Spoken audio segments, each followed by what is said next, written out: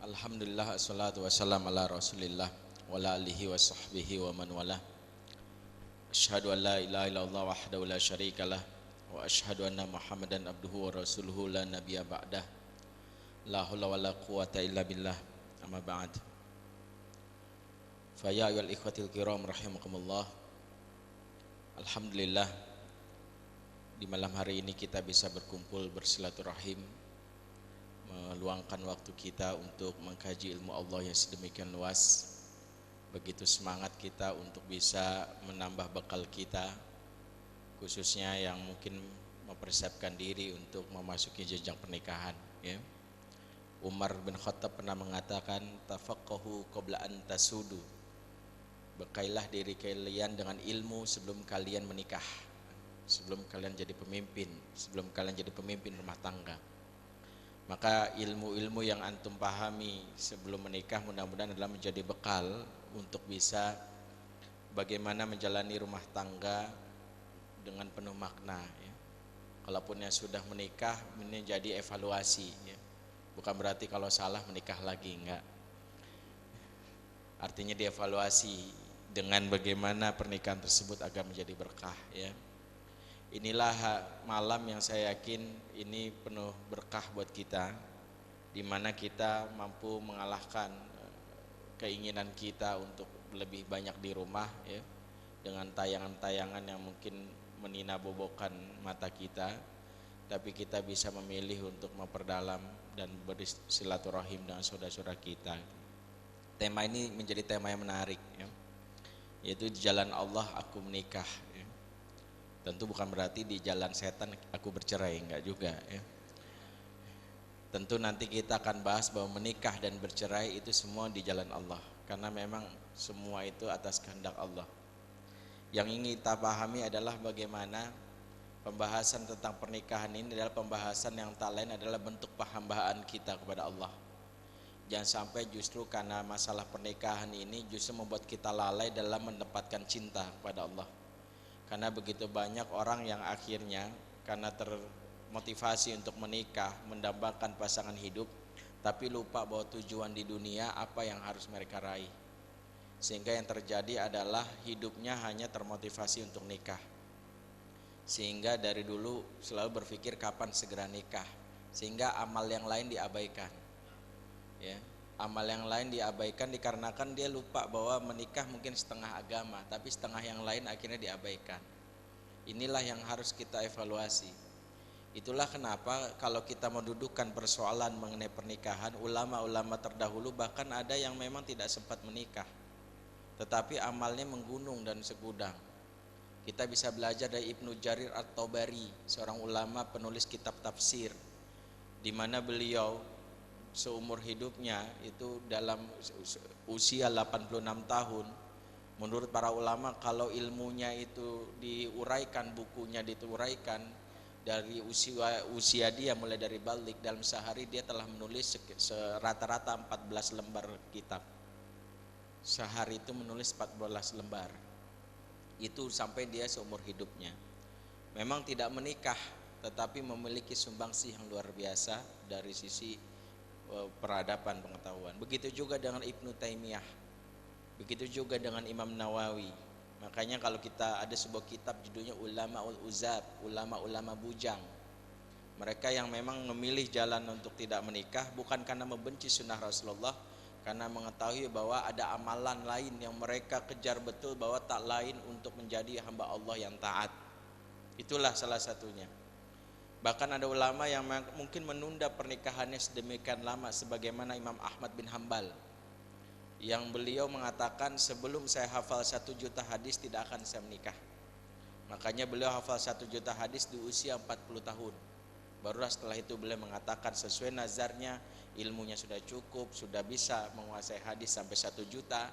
Yang menurut para ulama hafalan 1 juta hadisnya persis seperti hafalan kita terhadap Al-Fatihah. Apa maknanya? Bahwa kalau kita dikagetin apapun dari jalan mana, jalan kanan kiri, Al-Fatihah pasti tetap hafal. Bangun tidur, iler masih netes, mata masih belekan, astagfirullahaladzim, dikagetin Al-Fatihah masih nyambung. Begitulah dengan Imam Ahmad yang meskipun dia dalam kondisi apapun, hadis 1 juta itu hafal kurang lebih. ya, dikarenakan memang kedalaman ilmu yang beliau miliki. Saudara-saudaraku rahmati Allah,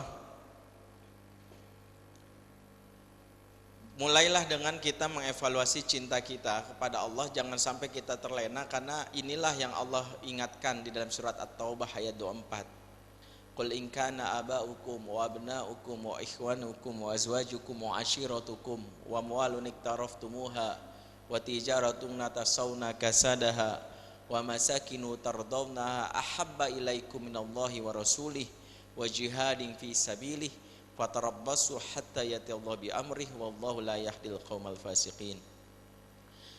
Allah mengingatkan kita agar jangan, katakanlah jika bapak-bapakmu, anak-anakmu, ya, saudara-saudara, istri-istrimu, kaum keluargamu, harta kekayaan yang kamu usahakan, perniagaan yang kamu khawatirkan kerugiannya, tempat tinggal yang kamu tempati, ya, lebih kamu cintai daripada Allah, daripada Rasul dan jihad, maka Allah mengatakan fatarabbasu hatta yatiallahu bi amrih. Maka tunggulah Allah mendatangkan keputusannya. Ayat ini menarik karena ayat ini secara tegas memberikan ancaman fatarabbas. Fatarabbas itu ancaman yang menurut para ulama itu enggak jelas bentuknya tapi terasa. Di ayat-ayat yang lain biasanya Allah kalau orang melanggar itu ada ancamannya, jelas disebutkan ancamannya dengan minan nar, dijelaskan dengan api neraka. Atau di ayat lain misalnya disebutkan waman aradu an dzikri fa innalahu ma'isyatan donka. Barang siapa yang mengabaikan peringatan dariku maka aku berikan penghidupan yang sempit. Ya, makanya tiba-tiba kok IPK di bawah 2 terus, ya. Bisnis gagal terus, ya. Ngelamar akhwat 5 kali ditolak 10 kali. Ini juga evaluasi. Kok hidup kayak sempit banget, ya. Di tengah jalan tiba-tiba ban motor bocor, dompet hilang, ya. Tiba-tiba dikejar anjing, pontok tiang listrik, ya. Hampir keserempet mobil, cebur selokan, ya, dicium bencong, dipalak preman, dicolek nenek-nenek. Evaluasi. Jangan-jangan memang lupa sama Allah, ya. Jadi kalau udah hidup sempit itu tanda itu. Ini jelas ancaman Allah, lupa mengingat Allah, hidupnya sempit. Di ayat yang lain juga ancaman Allah jelas. Falamma nasuma dzukiru bih fatahna alaihim abwaaba kulli syai' hatta idza farihu bima utu akhadna baghtatan fa idza mublisun. Tatkala seorang melupakan ayat Allah, kebalikannya Allah bukakan pintu kesenangan dahulu untuk orang ini. Sampai orang ini gembira karena kesenangan yang didapatkan, tiba-tiba Allah timpakan musibah secara mendadak dan orang ini berputus asa. Jadi ada ancaman yang jelas. Nah, khusus untuk cinta ini Allah cuman bilang fatarabbas, lihat aja. Makanya ada orang-orang yang karena tidak mampu memanage cintanya, tiba-tiba akhirnya stres, DO dari kampusnya, gila, ya. Tiba-tiba dia nggak bisa mengenal kehidupan, membunuh dirinya dan sebagainya. Ya ini kenapa? Karena tidak bisa memanage cinta dengan baik. Itulah kenapa singkat kata Syekh Abdullah Nasilwan sampai membagi tingkatan cinta itu menjadi 3. Yang disebut dengan mahabbatul ulia, yang mahabbatul ula, yang kedua mahabbatul wusta, yang ketiga mahabbatul adna. Cinta level tinggi, level menengah, dan level hina. Nah, level tinggi yaitu kepada Allah, kepada Rasul dan jihad. Level menengah kepada kerabat, kepada sanak saudara, pada suami atau istrinya, kepada anak. Yang hina adalah jika melampaui cinta kepada Allah dari level yang kedua tadi. Kurang lebih ini adalah peringatan. Maka pernikahan pun adalah sebuah ujian cinta. Sejauh mana kita akan mendahulukan kepentingan syahwat kita dibandingkan dengan aturan Allah. Ya, ngebet banget sama si fulan atau fulana sampai doanya kayaknya di dalam kosakata dia dari subuh sampai isya itu aja. Ya, kayaknya itu aja nama yang disebut, sehingga membuat akhirnya jiwanya tersiksa sampai membuat akhirnya hidupnya sudah berubah dari seperti biasanya. Maka orang-orang yang unggul ada orang yang mampu memenangkan Allah dibandingkan perasaan yang sekedar sekilas itu. Dan ini bukan hanya dialami oleh kita semua, ya, kalangan muda. Bahkan seorang Umar bin Abdul Aziz pernah mengalami ini. Suatu saat Umar bin Abdul Aziz pernah mencintai seorang wanita, ya, di luar istrinya yang menurut dia terkagum-kagum karenanya. Ya, dan dia istrinya Fatimah binti Abdul Malik menolak untuk si Umar bin Abdul Aziz menikah lagi. Tapi dia saking kagumnya, saking cintanya, dia selalu merindukan, memimpikannya gitu. Ini di luar batasan kemampuan dia. Sampai akhirnya dia jatuh sakit karena kesibukan dia. Si istrinya menyadar diri, wah ini sakit gara-gara cintanya tidak berbalas kan gitu ya, karena nggak diizinkan sama istri pertamanya. Akhirnya dia ngasih kejutan. Sementara Umar bin Abdul Aziz lagi sakit justru mengevaluasi dirinya. Jangan-jangan ini teguran atas sikap saya, cinta yang harus dipaksakan dan sebagainya. Apa yang terjadi? Justru si istrinya kebalikannya, dia tiba-tiba mendatangkan si perempuan ini untuk dinikahkan sama suaminya. Umar bin Abdul Aziz kaget, kok bisa? Pas pada saat Fatimah mendatangkan perempuan ini, tiba-tiba Umar bin Abdul Aziz sampai kepada puncak kesadarannya, maka tiba-tiba dia berkata sama istrinya, saya tidak jadi menikah dengan si fulanah yang kamu tawarkan. Kaget si perempuan ini. Maka dia mengatakan, kalau kamu benar-benar mau serius menikah, saya carikan kamu jodoh. Maka dicarikan jodoh dengan sepupunya, keponakannya untuk menikahi perempuan ini. Perempuan ini heran dan bertanya, bukankah kamu dulu pernah mengatakan mencintaiku sepenuh hati? Maka akhirnya Umar mengatakan, memang perasaan ini masih aku cintai, tapi cinta kepada Allah lebih dalam aku rasakan. Akhirnya aku pilihkan kamu kepada jodoh yang tepat. Umar mampu memenangkan pertarungan cintanya, tidak memaksakan sesuatu yang justru membuat dia terjerembab kepada masalah percintaan yang hina. Itu yang jadi masalah. Maka jangan sampai kita menjadi seperti orang-orang yang menjadikan cinta itu sebatas pada menjadi togut ya. Wa minan nasi may yakhudhu min dunillah andada yuhibbunahum ka hubbillah walladzina amanu asyaddu hubban lillah. Dan di antara manusia ada orang menyembah tandingan-tandingan selain Allah. Ini sebenarnya ayat bagaimana yang sebut dengan tandingan ini adalah di luar Allah ya. Mereka mencintai sebagaimana mereka mencintai Allah ya, luar biasa kuatnya sampai agama dipermainkan ya. Adapun orang beriman amat sangat cintanya kepada Allah. Ini untuk cinta secara umum. Ya, jangan sampai ngefansnya kita sampai akhirnya membuat akidah teragadaikan ya. Seperti fenomena anak muda sekarang ya, ngefans sama Cherry Bell, bikin agama Cherry Bell kan ada. Ya, ada akunnya @agamacibi kalau Twitter gitu. Ya, ada blogspotnya tuhancherrybell.blogspot.com. Jadi tampilkan profil 7 Tuhannya ya. Sebelumnya Tuhannya 9, yang 2 dikeluarin, tinggal 7. Ya, karena yang 2 enggak sesuai dengan nilai-nilai ketuhanan kan gitu. Dan mereka berani terang-terang mengatakan fans sejati adalah yang menjadikan idolanya sebagai Tuhan dan menghamba kepadanya.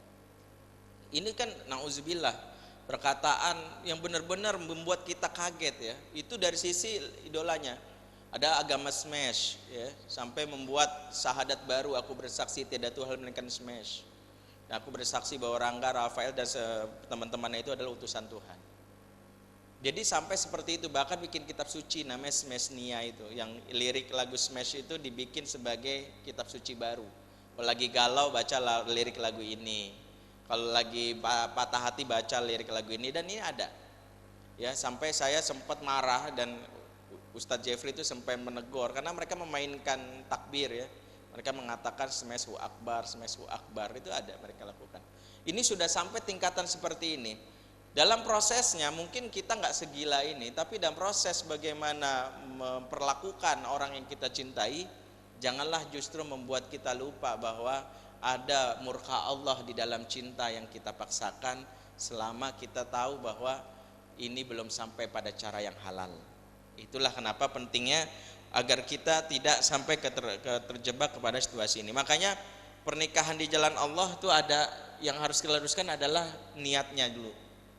Niatnya ya, innamal a'malu binniyat wa innamal likulli imri'in ma nawa faman kana hijratuhu ilallahi wa rasulih fa hijratuhu ilallahi wa rasulih wa man kana hijratuhu lidunya yusibuha aw imra'atin yankihuha fa hijratuhu ila ma hajara ilaih. Jadi setiap innamal a'malu binniyat, tiap-tiap amal tergantung apa yang diniatkan.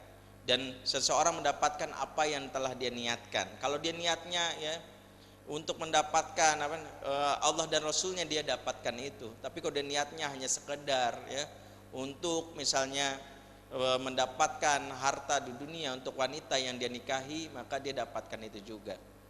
Ini kan hadis ini karena asbabul wurudnya seorang laki-laki hijrah ya karena seorang wanita yang bernama Ummu Qais, dan dia akhirnya dikenal orang menyebutnya sebagai muhajir Ummu Qais ya, orang yang hijrah karena Ummu Qais. Tapi Rasulullah tidak berani mengklaim bahwa itu salah dari sisi karena niat itu tidak bisa kita langsung judge gitu ya.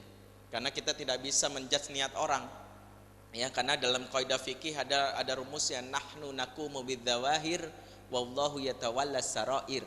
Kita menilai apa saja yang nampak, urusan apa yang di dalam hati itu tergantung dia dengan Allah.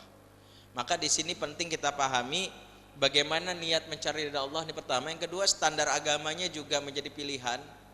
Ya, makanya dalam hadis sebutkan bahwa wanita dinikahi karena 4 hal. Pertama karena limaliha, karena hartanya, lijamaliha, karena kecantikannya, lihasabiha, karena keturunannya, walidiniha, karena agamanya. Rasulullah mengatakan agamalah yang paling utama. Suatu saat Imam Hasan ditanya, bagaimana aku ingin memilih seorang laki-laki untuk anak perempuanku. Maka Imam Hasan memberikan, carilah laki yang soleh. Kalau dia menikah dengan anakmu ternyata baik, dia akan memuliakannya. Tetapi kalau anakmu ternyata buruk akhlaknya, dia pun tidak akan menghujatnya, tidak akan mencaci makinya. Itu beruntungnya kalau mendapatkan pasangan yang soleh. Kalau baik kita diapresiasi, dimuliakan. Kalau buruk pun tidak diumbar kemana-mana. Ya, tidak dicaci maki, tidak dihinakan. Ya, sebagaimana Rasulullah tetap memperlakukan istrinya, meskipun ada yang istrinya mungkin tidak masih memiliki kecemburuan ya, atau kadang-kadang perilakunya tidak sebanding, sebagaimana misalnya Rasulullah menikahi Sa'odah binti Zam'ah yang perilakunya sangat polos. Aisyah memberikan kesaksian bahwa Sa'odah ini temperamental dan polos, orangnya gampang marah. Dia seorang perempuan tua yang dinikahi umur 55 tahun ya, beranak 5 ya, gembrot pendek, hitam tuh. Nggak usah didefinisikan lagi, pokoknya udah jauh banget sama Rasulullah. Kalau jalan tuh selalu membuat para istri-istri Rasulullah tertawa, karena jalannya sungguh sangat unik jalannya. Jalan orang gemuk gimana sih, kan gitu ya. Terus ya itu tadi, nggak usah nyuruh saya nyontohin ya, mentang-mentang mirip kan gitu ya, nggak usah. Nah, tersinggung juga saya. Jadi tertawa, salah satu kepolosan dia adalah dia kalau ruku itu selalu dia, karena hidungnya pesek, dia selalu mulut hidungnya ditutup. Kalau ditanya sama Rasulullah, kenapa hidung kamu tutup? Khawatir darahnya ngucur gitu. Karena hidungnya pesek gitu, khawatir darah ngucur. Saking polosnya dia berpikir kalau ruku itu hidung semua yang di hidung itu bakalan ngucur. Itu Sa'odah binti Zam'ah. Istri-istri yang lain juga gitu. Sampai suatu saat ada hadis Rasulullah mengatakan, khairu min kunna man tola yadiha.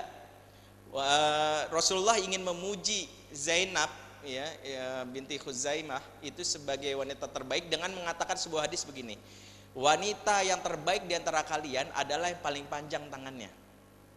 Saking polosnya Zainab itu setiap hari di dinding gini-gini terus.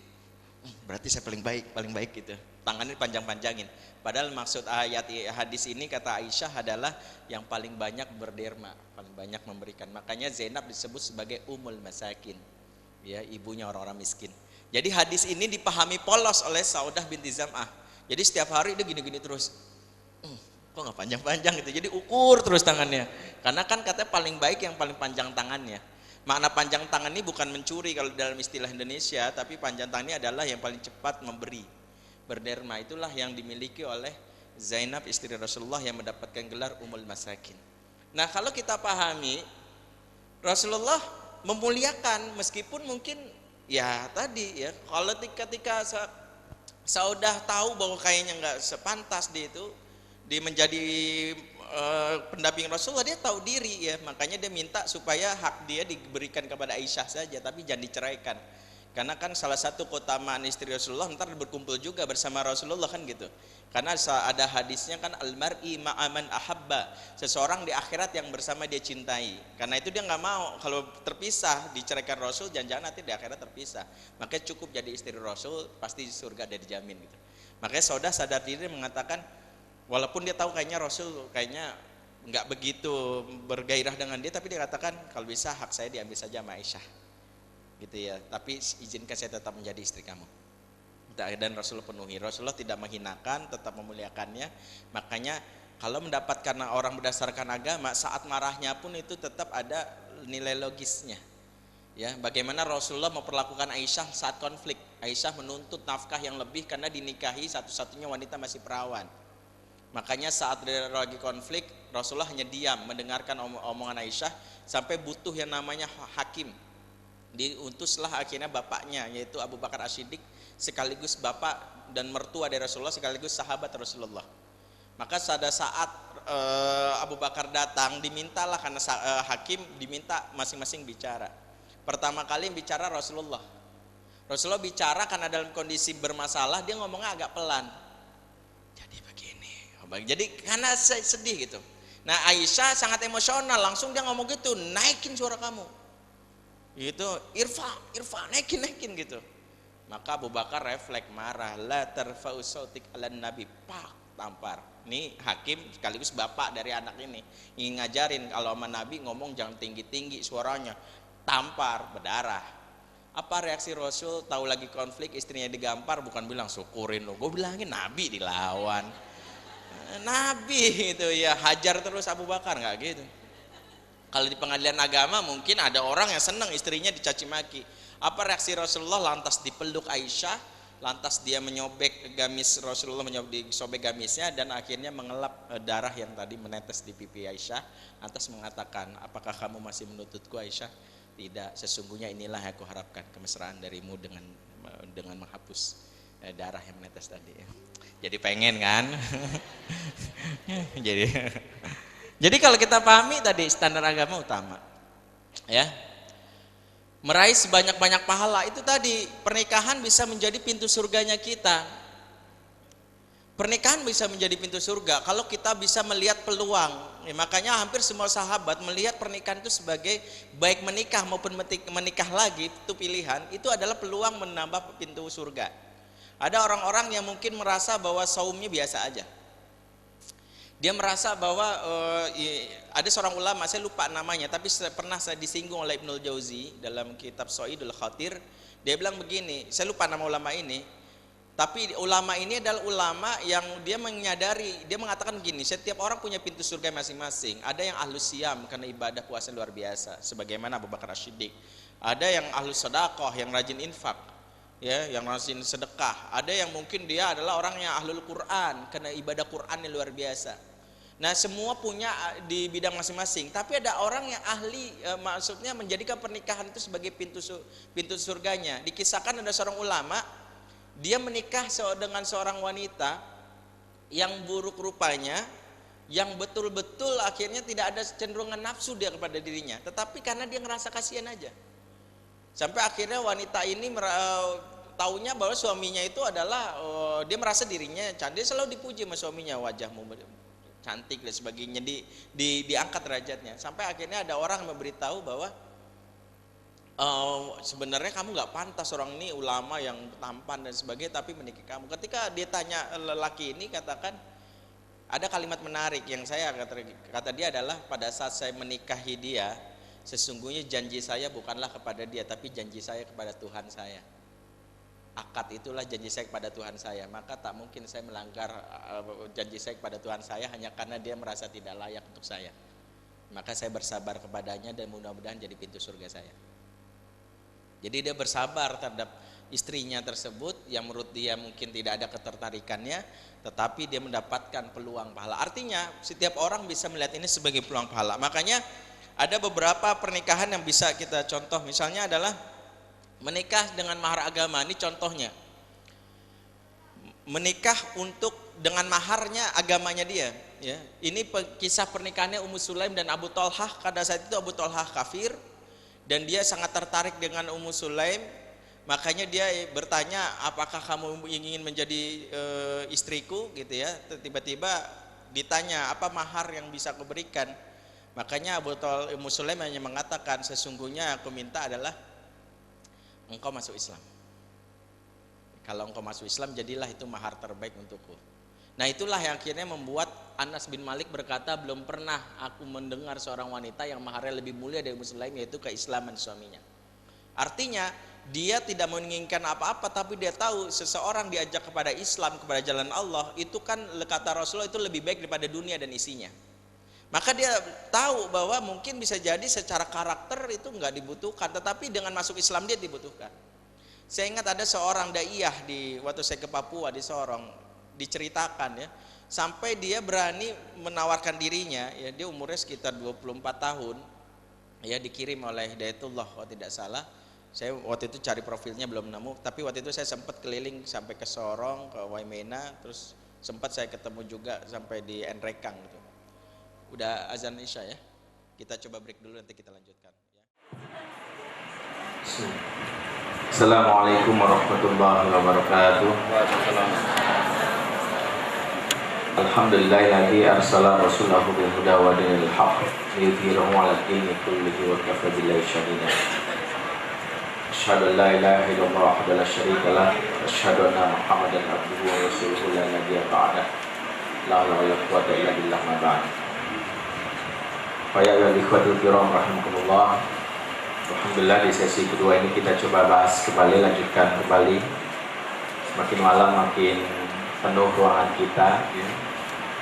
Mudah-mudahan ini menjadi berkah buat kita yang hadir di sini semua. Di sini kita, siapa yang di sini sudah menikah? Siapa yang di sini yang mau menikah?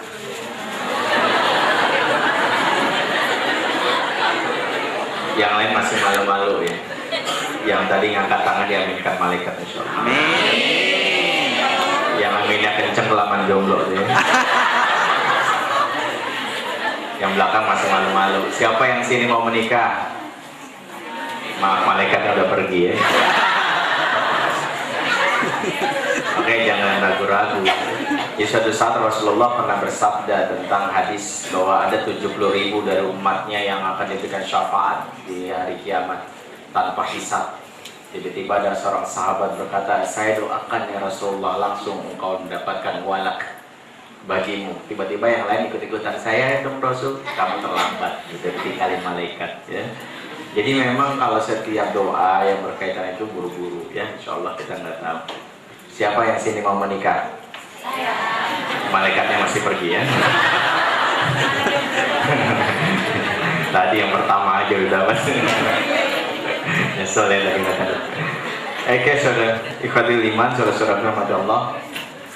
Kembali pembahasan bahwa pernikahan pertama yang berkaitan dengan pintu surganya seorang muslim adalah sebagaimana muslim menikah maharnya agama. Tentu karena pilihannya adalah mencari kebaikan, tak lain ridha Allah Subhanahu wa taala, tidak melihat kebutuhan si fulan bahwa dia cocok buat saya, untuk saya, tapi saya ingin mendapatkan manfaat dari pernikahan ini.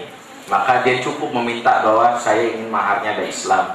Itulah yang dilakukan oleh seorang daiyah, saya ingat di daerah Papua, yang dia menawarkan dirinya untuk dinikahi menjadi istri kedua oleh kepala suku yang kebetulan punya anak buah yang non-muslim banyak. Dia hanya minta satu, kalau saya masuk Islam, saya minta kamu dan seluruh dari anggota suku ini masuk Islam. Padahal yang dinikah ini adalah seorang kepala suku yang umurnya sudah hampir 60 tahun, wanita ini umurnya 24 tahun ya. Dia mengambil faedah dan dia mengatakan bahwa saya ingin belajar dari pernikahannya Sulaim, ketika dia tidak meminta kepentingan apapun kecuali bayalah maharnya agama. Itulah kenapa ini salah satu menikah jalan Allah, salah satunya kalau kita mampu untuk melakukan ini silahkan. Bahwa kita bisa menjadikan setiap pernikahan ini di jalan seperti ini. Itulah kenapa ada seorang wanita cantik di masa Rasulullah bernama Zulfa, anak dari seorang keturunan terpelajar, keturunan bangsawan, dinantikan banyak sekali laki-laki yang melamar dia, tapi ditolak oleh bapaknya karena dirasa tidak sekufu. Tiba-tiba Rasulullah karena melihat ada seorang lelaki yang bernama Julaibib, lelaki yang hitam, kecil, tetapi ahli ibadah, setiap saat selalu tahajud, diberi gelar Al-Khawal sebagai orang yang senantiasa berdiri tengah malam. Maka dia menyarankan kepada Julaibib untuk dinikahkan dengan Zulfa.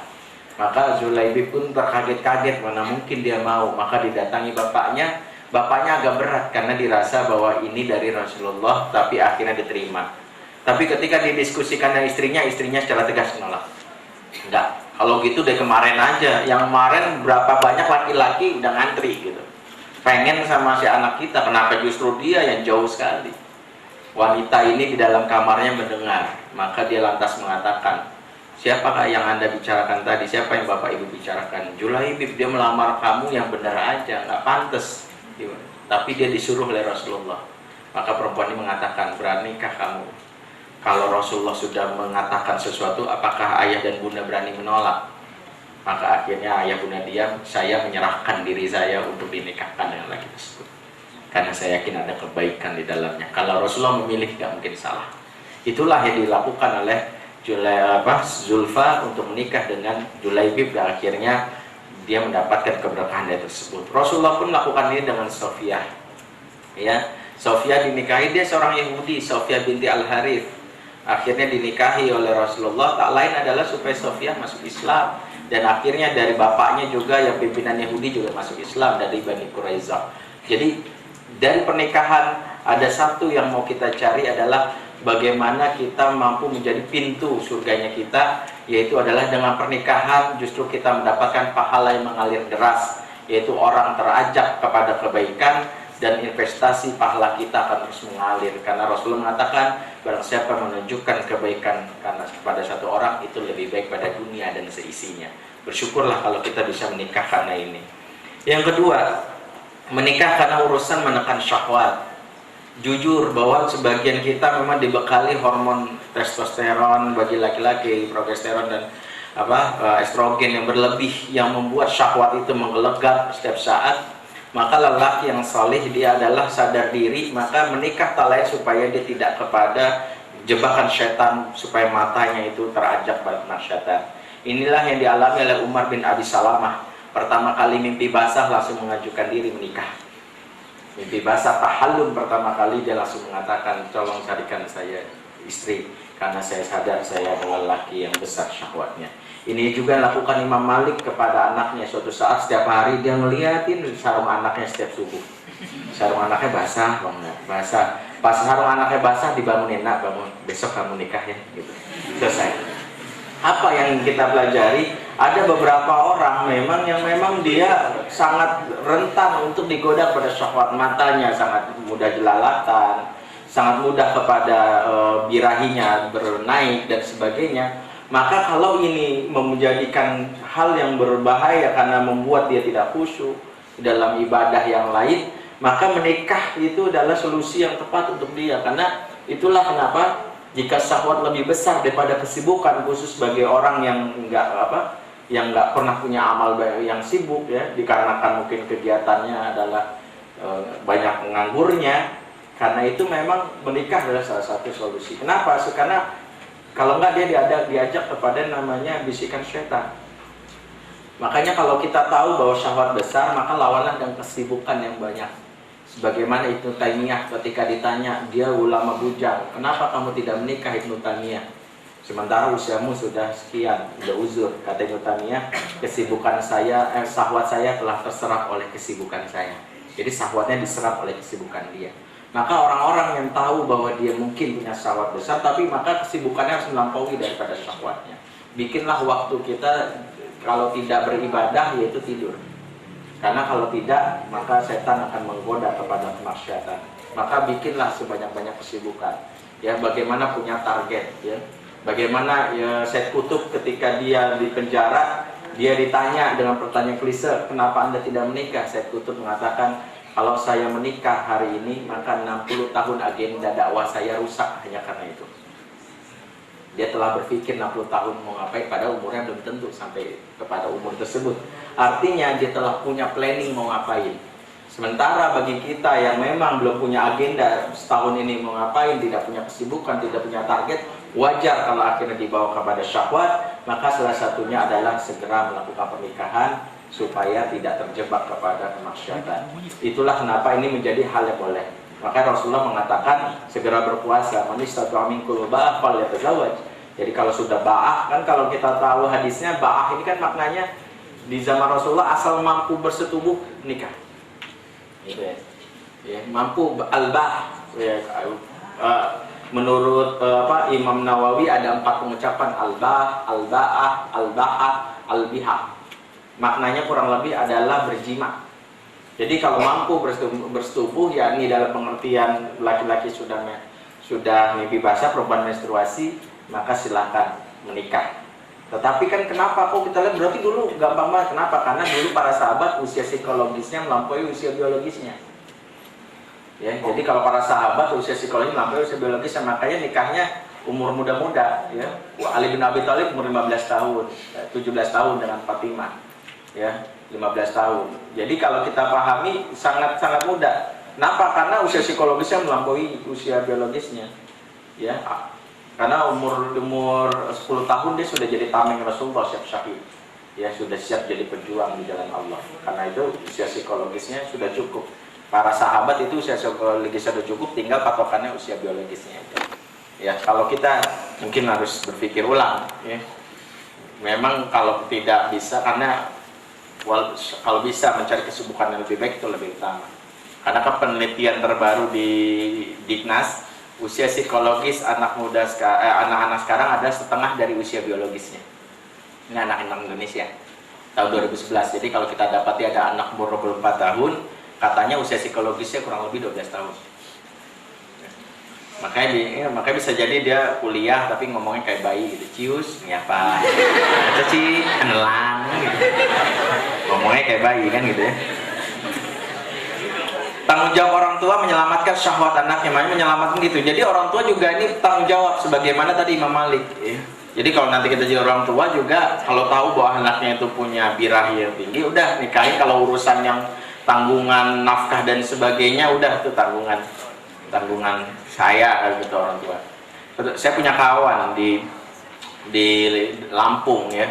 Saya ingat betul waktu masih mahasiswa, mereka berpikir mau menikah tapi nggak punya pekerjaan. Tapi mereka udah berpikir khawatir kalau tidak terjadi pernikahan malah dampaknya lebih besar bagi mereka menyadari dirinya gitu, berbeda dengan orang lain yang punya kesibukan untuk menghalangi perasaan mereka.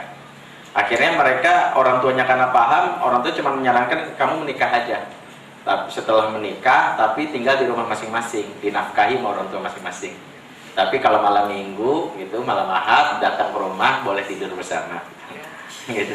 Jadi difasilitasi oleh orang tua, yang penting sudah halal. Gitu. Jadi mereka selama mahasiswa ya udah begitu aja ya.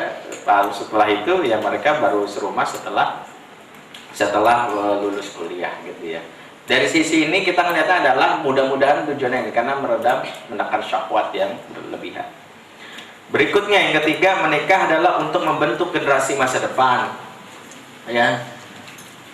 Jadi menikah juga memikirkan untuk apa kita, karena salah satu pernikahan itu adalah bagaimana terkaderisasi keimanan. Ya. Karena kan nanti yang akan menghubungkan kita di surga itu adalah iman, ya.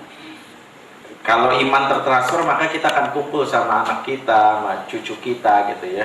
Dalam surat At-Tur sebutkan bahwa walladzina amanu wattabathum dzurriyyatahum biimanin alhaqna bihim dzurriyyatahum. Dan orang-orang yang beriman kepada Allah kemudian diikuti keimanannya oleh anak cucunya, maka kelak akan disambungkan nanti mereka di surga. Jadi nanti kita akan bertemu dengan anak, dengan mulai dari buyut semua kalau imannya sama. Nah makanya tugas kita akan memikirkan bagaimana generasi masa depan anak kita adalah anak yang memang harus anak yang hebat.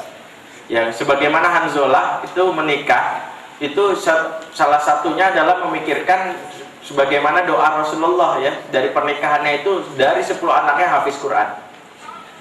Ya semuanya. Jadi karena doa Rasulullah, karena memikirkan nanti memilih benih yang terbaik untuk jadi tempat pengasuhan untuk anak. Karena memilih pasangan itu makanya berpikir bukan sekadar mencari suami atau istri, tapi juga mencari ayah atau ibu untuk anak kita. Karena dialah yang akan bersama-sama mendidik anak di masa depan. Ya, inilah yang harus kita pikirkan.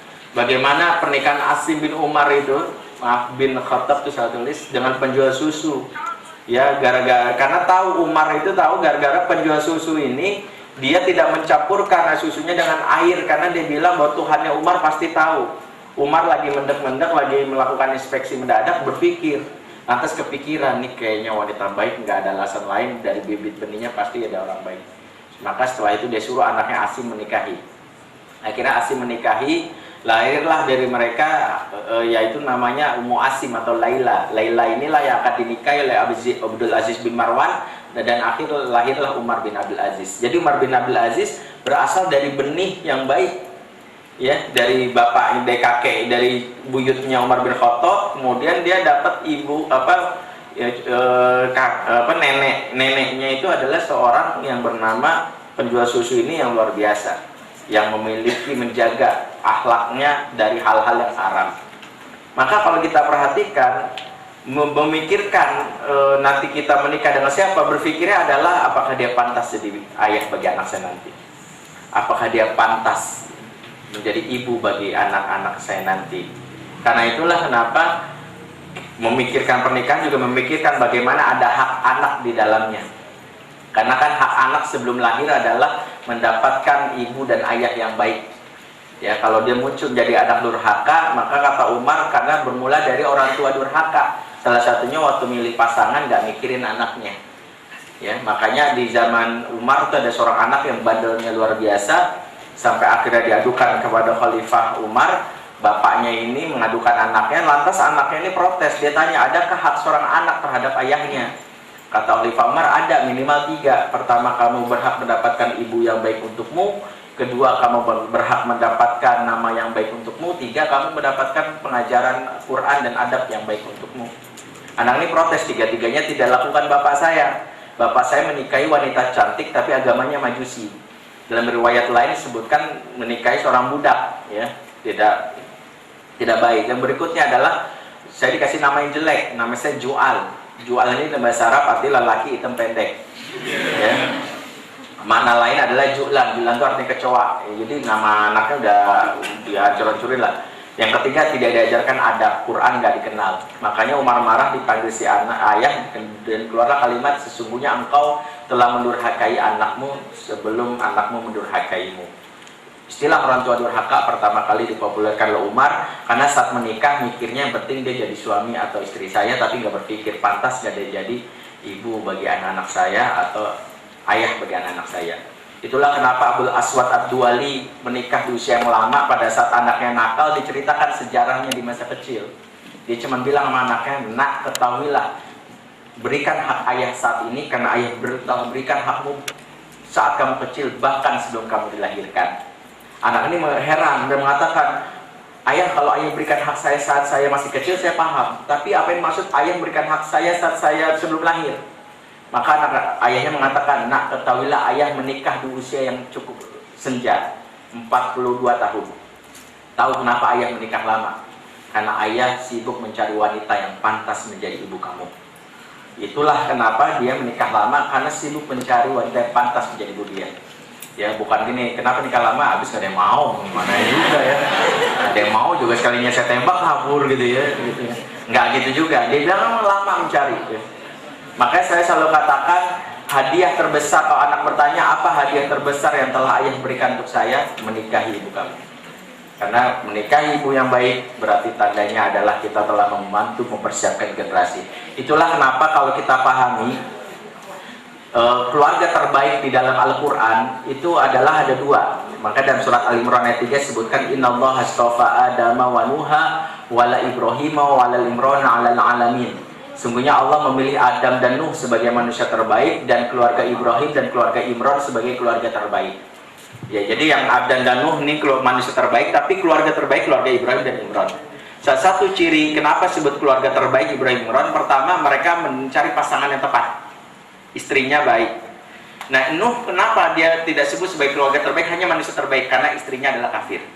Itulah kenapa anaknya tidak disebut sebagai bagian dari keluarga. Allah kecam langsung anaknya dan mengatakan, innahu laysa min ahlik wa inna amalun ghairu sholih. Itu anakmu bukan bagian keluargamu dan dia bukan amal solehmu.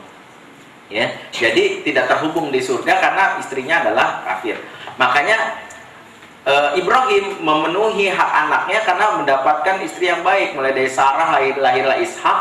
Ishak itu yang akan melahirkan generasi Yakub dan Yusuf. Setelah itu adalah dari Hajar lahirlah Ismail, sampai akhirnya Ismail melahirkan baginda Rasulullah SAW generasi berikutnya. Apa yang bisa dipelajari? Ternyata salah satu ciri keluarga terbaik adalah yang mampu mentransfer keimanan bukan hanya kepada anak tapi kepada cucu.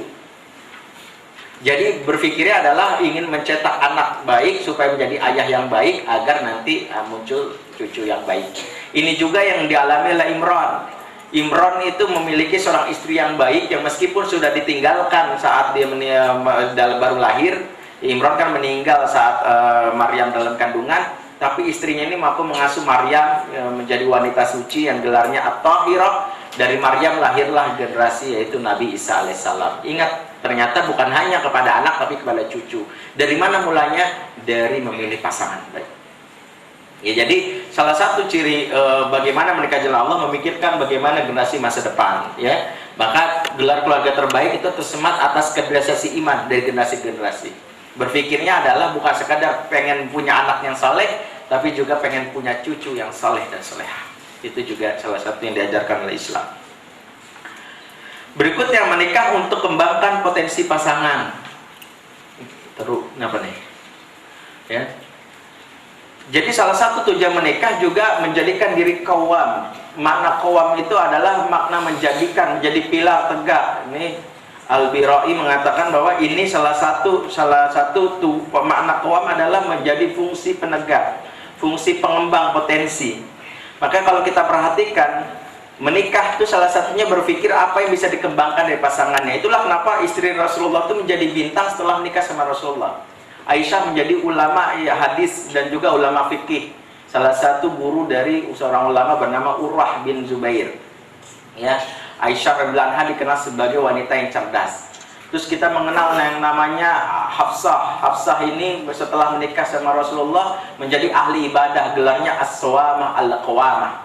Ya, yang rajin siam dan yang rajin qiyam. Kita kenal Zainab, gelarnya adalah Ummul Masakin, yang menjadi duta hubungan personal, interpersonal, ya, sangat peka perasaannya kepada orang. Kita kenal sebagai Maimunah, sebagai katibatul kitab, penulis kitab, ya, penulis. Jadi mengumpulkan juga beberapa kitab dan mengumpulkan kitab yang tersusun itu di dalam rumahnya. Itu adalah Maimunah. Belum lagi istri-istri yang lain yang semua dikembangkan oleh Rasulullah SAW. Karena apa? Karena memang salah satu tugas pernikahan adalah mengembangkan potensi dari pasangannya, ya. Makanya saat menikah, tujuannya nikahkan adalah saya bikin kamu dari yang tidak apa-apa menjadi ada apa-apa. Jadi jangan justru berpikir dari istri yang punya potensi S3 lantas dibikin jadi S-teler gitu, teler ngeliat suaminya kan gitu. Kenapa? Karena nggak berkembang.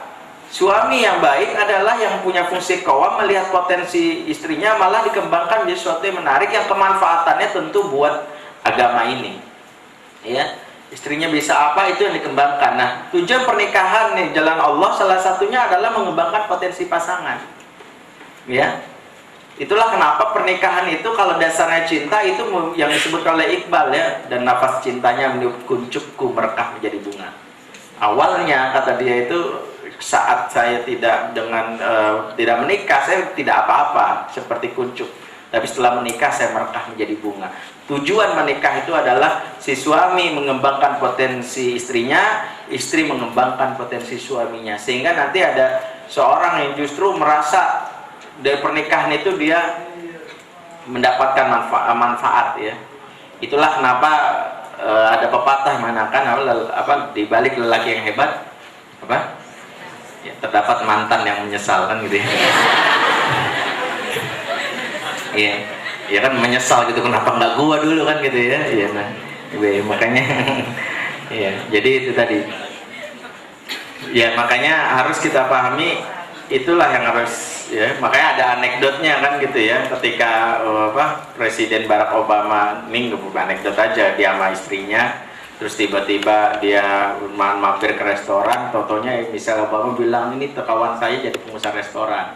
Terus akhirnya si Barack Obama bilang, wah, untung kan kamu nikah sama saya, kok enggak kamu jadi istrinya pengusaha restoran. Kata Michelle, justru karena saya menikah sama kamu, kok enggak kamu jadi pengusaha restoran gitu. Justru karena saya nikah sama kamu jadi presiden, kok enggak jadi pengusaha restoran. Maknanya adalah memang berpikirlah untuk mengembangkan potensi pasangan, itu salah satu tugas utama ketika kita menikah. Yang kelima, menikah untuk jalin silaturahim kekerabatan. Inilah yang dilakukan oleh Rasulullah dengan beberapa kali pernikahannya dengan beberapa wanita di masanya. Ya, Rasulullah itu kan unik ya, hampir sahabatnya mulai dari Abu Bakar, Umar, Utsman, Ali itu punya hubungan kekerabatan. Abu Bakar itu mertuanya, Umar mertuanya, Utsman menantunya, Ali menantunya tuh. mertua menantu. Ya. Jadi dengan Abu Bakar Umar di mertua, dengan Utsman dan Ali itu menantu. Karena Utsman menikahi Ruqayyah dan Ummu Kulsum, Ali dengan Fatimah. Sementara Abu Bakar itu dia menikahi Rasul menikahi anak Aisyah, dengan Umar adalah Hafsah. Ya, artinya bahwa sebagian besar kita boleh saja ya untuk menjalin kekerabatan, menyambung tali silaturahim. Ya, supaya misalnya semakin kuat ikatan ya, persaudaraan ya. Dengan siapa, dan dulu para sahabat biasa ya, misalnya menikahkan anaknya Umar gitu dengan misalnya anaknya ya sahabat yang lain, itu dijodohkan aja.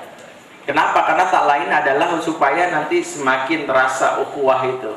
Jadi kalau salah satu alasan Rasulullah menikahi Aisyah tak lain selain memang karena Aisyah masuk di dalam mimpinya Rasul selama 3 hari berturut-turut, kan istri yang gambarnya jelas, mukanya ditunjukkan oleh malaikat yang kelak akan jadi istrinya setelah Khadijah wafat, itu kan Rasulullah bermimpi Aisyah.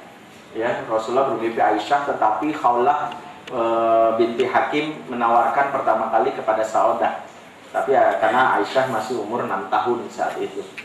Tapi Rasulullah tak lain adalah karena ingin menjalin hubungan dengan Abu Bakar As-Siddiq. Jadi boleh saja gitu kita ingin misalnya sebagaimana pernikahan Haris ya, salah seorang tabi'in yang suatu saat dia menikah dengan seorang anak dari bangsawan, putri ketiganya yang dia nikahi. Ternyata salah satu tujuan pernikahannya itu adalah istrinya sebelum malam pertama bilang, saya belum bisa seperti menyerahkan ini sebelum kamu menyambung hubungan konflik antara kampung ini gitu. Jadi kayaknya nggak enak gitu kita melakukan malam zafaf malam pertama, tapi kok di kampung kita ini masih ada permusuhan. Makanya dia mengatakan, tenang, saya akan lakukan itu. Maka akhirnya warga kampung yang konflik itu didatangkan satu-satu, kepala sukunya, berdamailah mereka, sampai akhirnya pernikahan tersebut dianggap sebagai pernikahan yang membawa berkah bagi persatuan.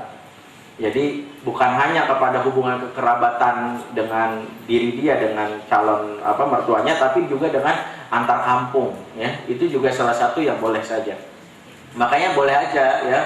Misalnya ada suku mana nih yang suka berantem ya, saya misalnya gini, Madura sama Dayak kayak Kalimantan, saya bilang nggak ada salahnya untuk supaya tidak terjadi tadi dinikahkan. Jadi kalau memang bisa, asal jangan nikahnya juga sambil main bawa golok dan sebagainya, repot gitu ya. Yang keenam adalah menikah untuk mengangkat derajat pasangan. Ini juga tujuannya. Rasulullah menikah dengan Maria Al-Qibtiyah itu seorang budak. Dia kan dengan adiknya Sirin itu seorang budak dari Mesir yang hijrah pindah dan akhirnya diambil oleh Al-Haris. Akhirnya Rasulullah menikahi Maria cuma satu karena dia budak, Rasulullah nikahi. Dan dari situlah akhirnya Maria terangkat derajatnya ya. Begitu juga dengan Juwairiyah ya. Yang dengan Sofia diangkat derajatnya, yang sampai Aisyah itu cemburu tetapi diangkat derajatnya dari sisi itu. Ya, Rasulullah menikahi kenapa Maria Al-Qibtiyah karena dia budak. Dari situ ada hikmahnya. Dari pernikahan Maria Al-Qibtiyah ternyata Rasulullah dapat anak. Ini juga harus antum pahami. Kenapa dengan istri-istri yang lain setelah Khadijah nggak dapat anak? Ada hikmahnya. Dari pernikahan Maria dapat anak, tujuannya adalah supaya Maria Al-Qibtiyah ini dibebaskan dari budak. Karena salah satu syarat seorang perempuan bisa dimerdekakan kalau melahirkan seorang anak dengan orang merdeka. Jadi kalau dia menikah dengan tuannya dan dia misalnya hamil terus dia melahirkan, maka dia akan menjadi wanita yang merdeka. Ya. Nah dari situlah Ibrahim lahir, maka Rasulullah keluar sabdanya, kamu dibebaskan dari perbudakan karena anakmu. Gitu ya. Dan diangkat derajatnya lewat pernikahan tersebut. Jadi ada hikmahnya juga. Dan ada hikmahnya juga, kok ternyata Ibrahim meninggal, kan umur 2 tahun meninggal anak Rasulullah, sampai Rasulullah dihina oleh orang Quraisy kafir sebagai yang kenapa ayat inna atana kal kautsar fasholli bika wanhar inna syani'aka wal abtar, karena dianggap keturunannya terputus al abtar ya. Salah satu hikmahnya adalah karena memang poligami, antum harus pahami, itu salah satu dampak paling utama itu adalah konflik antar anak. Konflik antar anak kalau nggak pinter-pinter. Nah Rasulullah memang ternyata anaknya hanya dari Khadijah aja dan tidak sampai dewasa, hanya sampai Fatimah saja, yang lainnya sudah keburu meninggal sebelum dia dewasa. Artinya salah satu hikmahnya memang tidak sempat terjadi yang namanya konflik dari istri-istri yang lain. Itu salah satu hikmahnya yang memang harus dipikirkan bagi memikirkan untuk poligami. Yang ingin saya bahas adalah bagaimana Maryam Al-Qibtiyah tadi. Begitu dengan Saudah binti Zam'ah, ya. Bagaimana seorang janda tua ya yang umur 55 tahun dinikahi supaya diangkat derajatnya sehingga dia merasa terangkat derajatnya karena itu. Begitu juga dengan Ummu Salamah. Ya, Ummu Salamah itu kan wanita yang dia itu sedih, nangis karena dia itu sangat cinta sama suaminya Abu Salamah, tetapi kan suami terbunuh saat perang Badar. Wanita ini sangat sensitif ya perasaannya. Ya, karena itu Rasulullah menghiburnya supaya salah satunya dinikahi. Karena kan waktu dia hijrah ke Habasyah itu baru di tengah jalan sudah anaknya itu diambil, Salamah ini sama pamannya. Terus dia dipisahkan dari suaminya. Akhirnya suaminya berangkat hijrah, anaknya diambil pamannya, dia tinggal di kampungnya sendiri. Kerjaan dia tiap hari adalah ke lapangan terus nangis dari pagi sampai sore selama setahun. Nangis galau-galau gitu ya sama tahun gitu ya. Dulu tuh cakarakan belum ada kan gitu ya. Jadi gitu aja tiap hari. Nah, Rasulullah tahu dia karakternya sangat sensitif, sangat penyayang. Terus setelah itu barulah dia bertemu sama suaminya karena tahu gitu didekatkan. Suaminya diangkat perang Badar, meninggal. Bayi baru ketemu meninggal, dalam setahun terpisah ketemu meninggal. Dia nangis lagi. Akhirnya Rasulullah mengatakan salah satu hiburan buat kamu dan supaya ini adalah aku menikahi kamu. Jadi Rasulullah nikah untuk menghibur dia. Dia senang banget, katanya salah satu bagian air mata yang ini diganti dengan kebaikan. Itu adalah dengan dinikahi oleh Rasulullah. Jadi menikah aja salah satu bisa untuk menghibur. Ya. Jadi Atum lagi jalan tiba-tiba dia nangis, kenapa? Aku galau, udah nikah sama saya aja.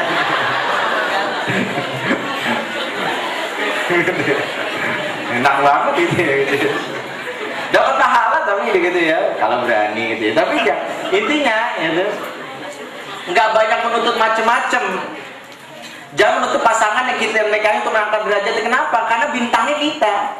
Jadi kita bintang menikahi orang dalam tanda kutip yang bukan bintang. Makanya jangan menuntut macam-macam karena kita mendapatkan pahala dari situ. Cukuplah dengan kita menikahi dia tuh jadi pahala. Maka jangan berpikir kamu jadi ini jadi tidak. Ya. Jangan, karena itu tadi ya kitalah bintangnya. Dengan kita menikah ini kitalah bintang sesungguhnya. Karena kita tahu dia sebenarnya tidak sekufu dengan saya. Tapi karena saya ingin memberikan kebaikan untuk dia supaya nggak nangis terus-terusan atau dia statusnya adalah ini gitu. Tapi saya nggak pengen habis terinspirasi nikahi pembantu di rumah ya. Ya, Mbak ini ya, berapa umurnya? Belum nikah gitu ya sama saya aja masih ada. Mohon jangan disalahpahami. Tapi kalau ada yang baru berani melakukan itu, jempol luar biasa ya. Tapi asal jangan gitu, kesel banget gitu ya. Gitu ya. Nah itu tadi. Jadi makanya kenapa tujuannya meningkatkan derajat, menjadikan diri sebagai pakaian yang memantaskan.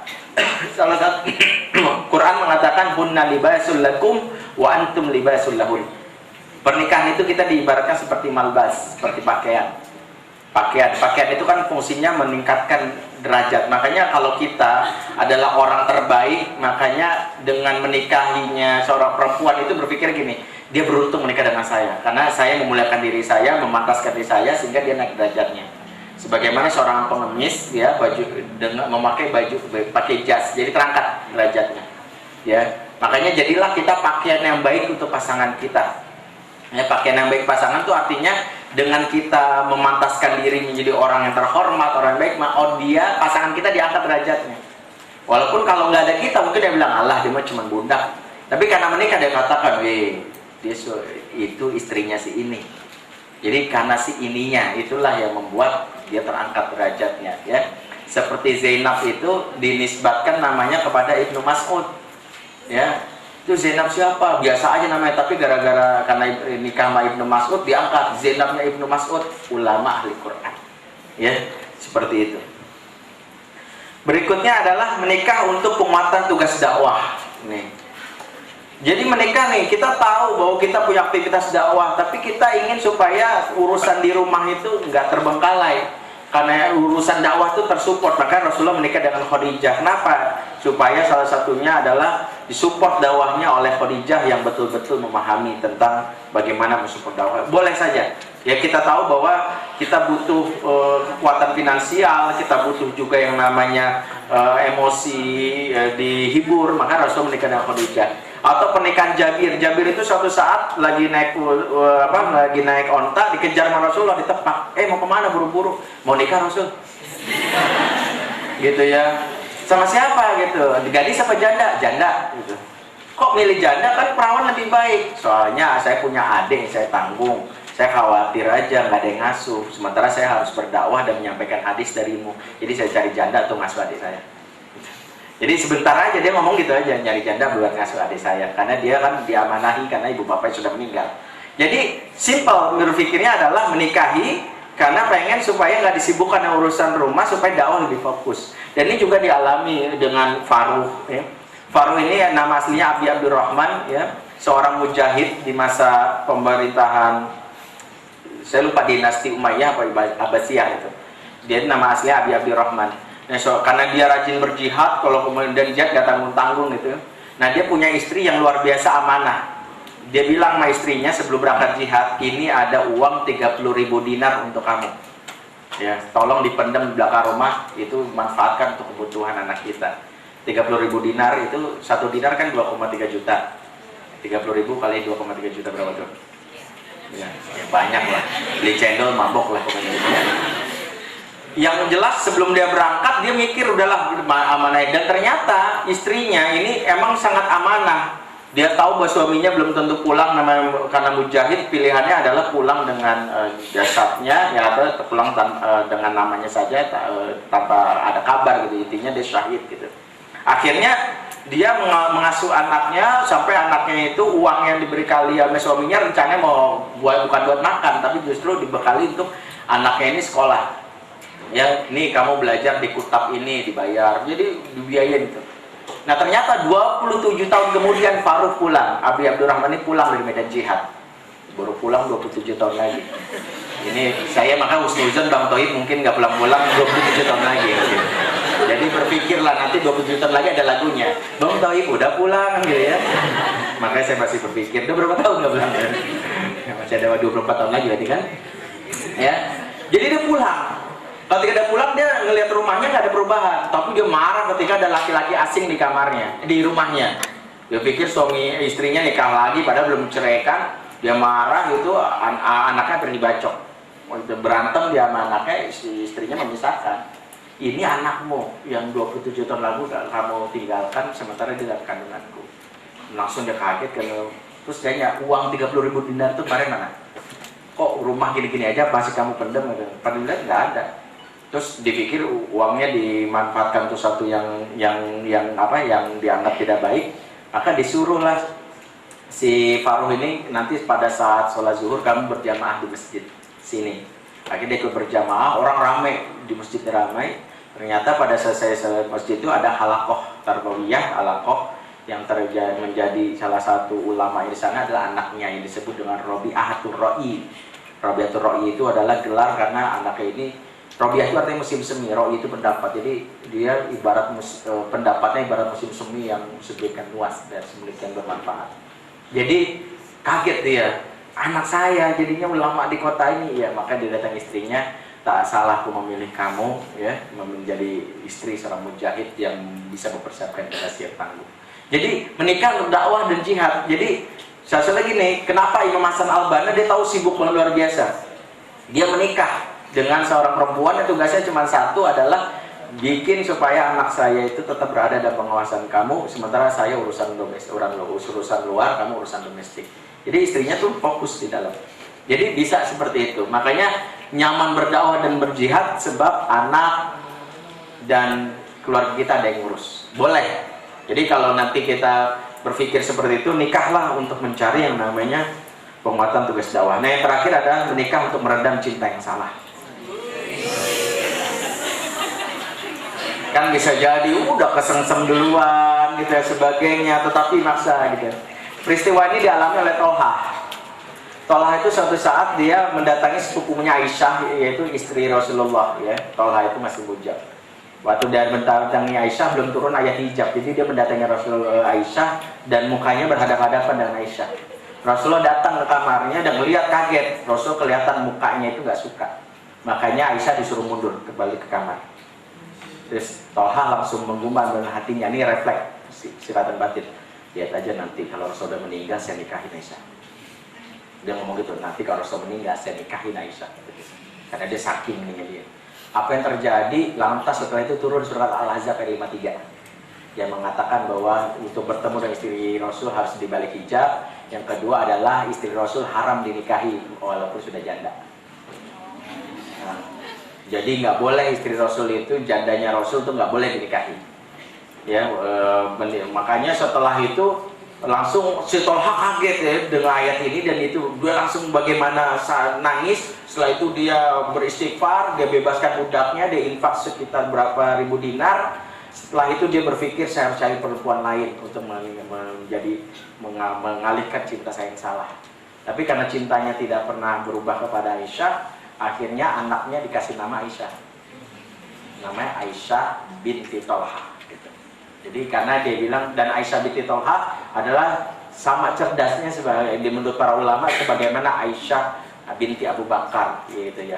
Jadi artinya tetap dia tahu dia mungkin nggak berjodoh, tapi dia nggak mau akhirnya tertipu dengan hal seperti itu, makanya dia mencari wanita lain, ya, dan itu yang membuat dia beristighfar. Makanya saya bilang hati-hati dengan ucapan cinta sebelumnya, karena nanti bebannya adalah belum tentu jodoh. Akhirnya galau sendiri kan gitu ya. Aku cuman pengen kamu tahu kalau aku suka sama kamu, cuman pengen. Ya. Setelah itu kan so what after that. Sama-sama suka ya udah. Nah, kalau misalnya ternyata ini, makanya cinta bersemi diucapkan lafaznya setelah akad. Jadi kita setelah akad nggak ada ini seperti itu. Makanya salah satunya adalah bagaimana kita mengalihkan cinta yang salah ini adalah dengan aktivitas tadi. Makanya menikah lagi dengan perempuan yang kira-kira setara, minimal nggak jauh beda dengan yang kita harapkan. Tujuannya tak lain adalah supaya mengalihkan, jangan sampai kepikiran dia terus, sementara sudah jelas-jelas nggak mungkin, dalam tanda kutip peluangnya sulit. Kalau Tolha jelas nggak mungkin. Kenapa? Karena istri Rasul udah diharamkan kan gitu. Makanya dia berpikir masa ngarepin Aisyah terus, akhirnya dia alihkan kepada yang lain. Nah, kalau ini sebagai solusi buat kita juga, makanya kalau kira-kira mentok nggak mungkin, masa kutunggu jandamu kan gitu ya. Iya. Kan kalau laki-laki gitu ya, sebelum, kalau itu kan kalau yang orang Patang Nyerang kan gitu, sebelum janur kuning berkibar, setelah janur kuning sebelum bendera kuning berkibar. Wah, lain. Jadi udah lain lagi tuh, sebelum janur kuning masih kalah sama janur lain, bendera kuning dia orang pikirannya. Ya, itu juga itu orang yang menyiksa dirinya dengan seperti ini. Ya. Itulah kenapa Syekh Qutb juga mengalami ini, dan selalu saya ceritakan dia mampu mengalahkan perasaannya salah tadi. Ya, karena dia mencintai seorang perempuan di kotanya, desanya, tapi dia menahan perasaannya. Nanti suatu saat ketika dia lulus kuliah, mau saya nyatakan dan saya akan jadikan istri. Ternyata dia kuliah di Amerika, dia belajar sastra, lulus kuliah, datangi perempuannya, katakan saya ingin menikah dengan kamu. Si perempuan ini langsung kaget mengatakan, kok begitu? Ya, maukah kamu jadi istri saya? Mau gitu. Akhirnya wanita ini mengatakan mau, tapi saya tutup lantas berpikir sejenak, mengatakan, tapi sebelum saya nikah sama kamu ada satu pertanyaan penting. Adakah lelaki lain yang kamu cintai sebelum saya? Si perempuan ini mengatakan ada Fulan bin Fulan dari desa sebelah. Akhirnya saya tutup merenung dan mengatakan saya tidak jadi menikah dengan kamu. Loh, kenapa? Kata perempuan ini, sebab saya tidak hanya membutuhkan perempuan yang perawan fisiknya, tapi juga perempuan yang perawan hatinya.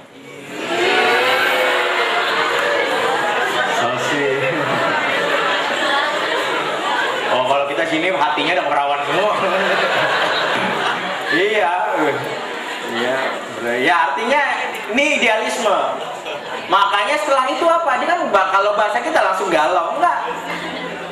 Dia akhirnya menghabiskan dirinya sudah. Dia bertekad tidak menikah karena fair.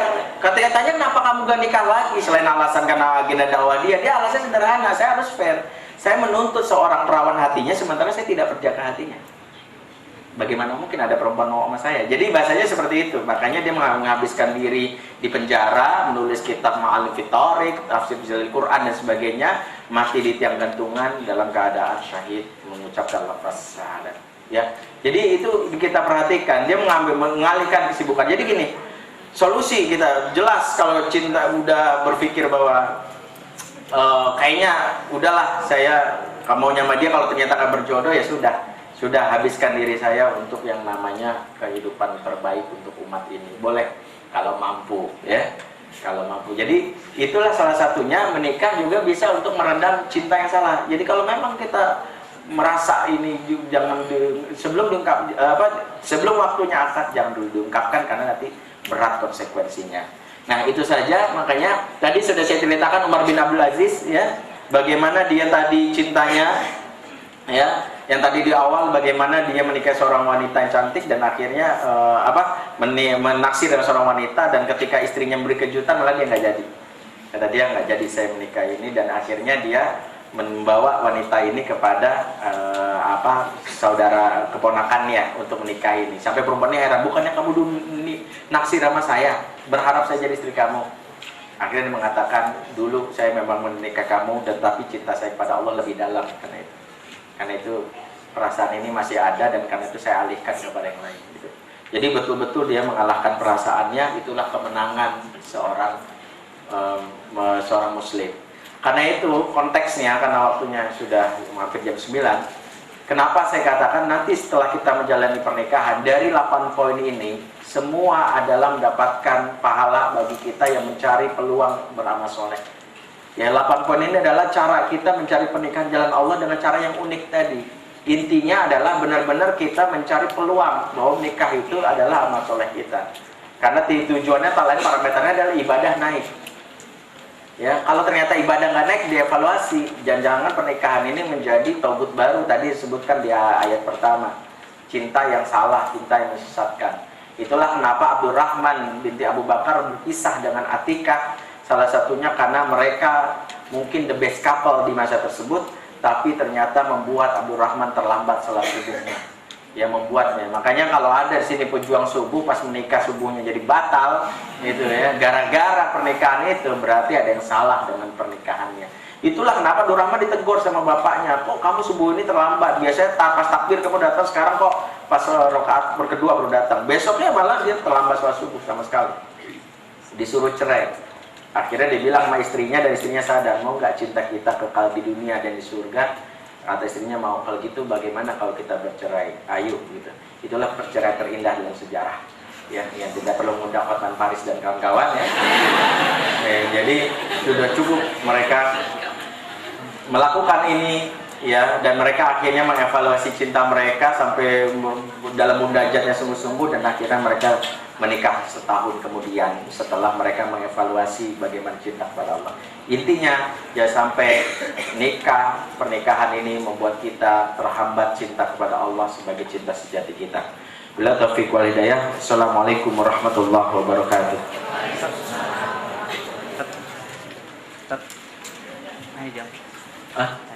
Boleh, yang mau bertanya silakan. Ahwat satu dulu ya, Mbak. Ikhwannya oleh ikhwan belakang satu. Ikhwannya dulu. Ikhwan belakang sana yang oke, Ahwat silakan. Dua dulu ya. Mike ada lagi nggak? Satu lagi di belakang, Bos. Assalamualaikum warahmatullahi wabarakatuh. Nama saya Febri. Yang ingin saya tanyakan, kan kita menikah untuk mencari calon ayah untuk anak-anak kita. Tapi satu sisi kita juga harus melihat dari keislamannya dan semangat dakwahnya. Bagaimana kalau kita ketika titik awal kita memilih itu, kita melihat strata pendidikan? Karena anak yang pintar, anak yang cerdas akan lahir dari ayah dan ibu yang cerdas juga. Apakah itu salah? Sedangkan itu jadi poin pertama. Walaupun karena kan ketika kita emang niat awal nikah nggak mau pacaran, nggak mau benar-benar menjaga, insya Allah orang-orang yang ngasih ke kita juga pasti ikhwan gitu. Jadi cara dakwahnya ada ikhwan soleh. Jadi insya Allah pertama kalau kita lihat tuh strata pendidikan boleh nggak? Terima kasih. Silakan. Silakan ada.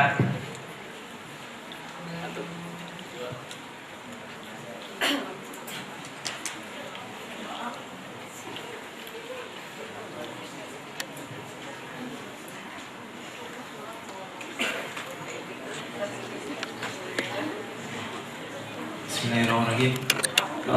Pertanyaan saya tentang cintanya Said Qutb, juga mungkin kisah lain Rabi'atul Adawiyah. Jadi Said Qutb terlalu mencintai mungkin ya dari sosok gadis itu, sehingga ketika hatinya yang sudah nggak berawan pun akhirnya beliau memilih untuk tidak menikah. Itu apakah menyalahi, bila dibandingkan, bukan menyalahi, mungkin bila dikorelasikan dengan hadis yang Rasulullah tentang saya juga beribadah, saya juga menikah. Nah itu seperti apa?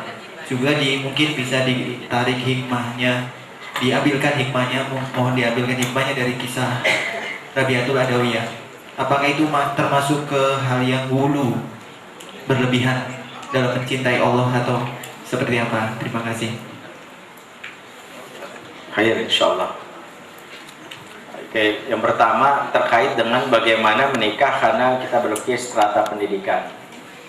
Jadi saya ingin katakan gini, bedakan bahwa kita ingin menikah mencari orang berilmu dengan orang berpendidikan karena strata.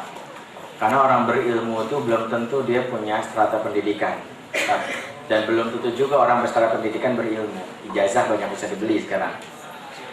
Maksudnya begini, itulah kenapa kalau kan salah satu cara Allah meninggikan derajat manusia dalam Al-Quran adalah yarfa'illahu ladina amanu minkum ladina utul ilma darajat.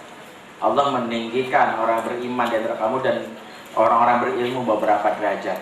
Artinya orang berilmu memang akan mengangkat derajat minimal di hadapan Allah, ya, karena Allah pemilik pemuliaan. Kulillah memalikal mulki tu'til mulka man tasya wa tanzil mulka mimman tasya wa tu'izzu man tasya wa tudhillu man tasya. Allah yang memberikan kekuasaan, mencabut dan memberikan. Allah yang memuliakan dan Allah menghinakan. Nah, salah satu cara Allah memuliakan dengan ilmu. Maka nggak ada masalah. Boleh kita mencari orang berdasarkan ilmunya, kedalaman ilmu pengetahuannya, ya. Tetapi di luar itu semua, makna dari agama diniha dalam hadis yang disebutkan oleh Rasulullah yang diriwayatkan oleh Bukhari, tak lain adalah salah satu ciri diniha itu adalah baik akhlaknya. Jadi akhlaknya yang paling utama. Kenapa? Karena memang nanti ada orang-orang yang berilmu tetapi mungkin agamanya rusak, ya. Akhirnya tadi dia mungkin dia mungkin orang yang sudah S1, S2 syariah, tetapi bisa jadi hanya dari sisi ilmu pengetahuan saja, tapi perlakuan sama istrinya belum tentu, ya. Itulah kenapa suatu saat Rasulullah ingin menikahkan seorang sahabiah, ya, yang saya lupa namanya, kalau nggak salah Zainab juga. Setelah itu dia meminta ingin menikah apakah dengan Abu Ubaidah atau dengan yang namanya Muawiyah. Rasulullah secara detail memberikan petunjuk supaya jangan salah, kata Rasulullah, kalau kamu nikah Muawiyah ini orang yang baik pemimpinannya tapi suka main tangan, ya. Jadi Rasulullah mencegah, akhirnya disuruh nikah sama Usamah bin Zaid, ya, karena Usamah bin Zaid tahu cara memperlakukan perempuan, ya. Makanya itulah yang disebutkan ciri pertama kalau kita ingin menikah dengan seorang laki-laki adalah yang paling baik perlakuannya terhadap ibunya daripada adik perempuannya. Makanya Rasulullah memberikan petunjuk kepada seorang laki-laki namanya Anjasyah. Ya, Anjasyah ini suatu saat lagi bernaik onta, tiba-tiba dia niup seruling yang membuat onta ini kaget karena di atasnya ada beberapa perempuan. Onta ini kaget sehingga perempuan itu juga terkaget-kaget. Maka Rasulullah bersabda pada Anjasyah, ya Anjasyah urfuk, ya Anjasyah waihaka lil qawarir. Ya, bersikap lembutlah Anjasyah, di depanmu ada gelas-gelas kaca. Perempuan diibaratkan dengan gelas-gelas kaca, bil qawarir, dalam hadis ini. Maka memang kalau tanya berilmu nggak salah, tapi yang paling penting adalah dengan imannya dulu. Iman itu cirinya adalah akhlak, ya, adabnya, keutamaannya. Jadi dia perilakunya pertama kalau kita cek sama ibunya dekat, sama adik perempuannya dekat. Dia memuliakan perempuan, dia tahu. Makanya dia dekat sama ibunya, dia tahu cara berperilaku yang baik. Nah, kalau sekedar dengan misalnya karena ilmunya, mungkin dia bisa dengan mentransfer itu ke anak kita atau nanti. Tapi apakah kita berarti bersiap-siap diri kalau suatu saat dia melakukan sesuatu yang mungkin kita tidak sukai dari sisi akhlak.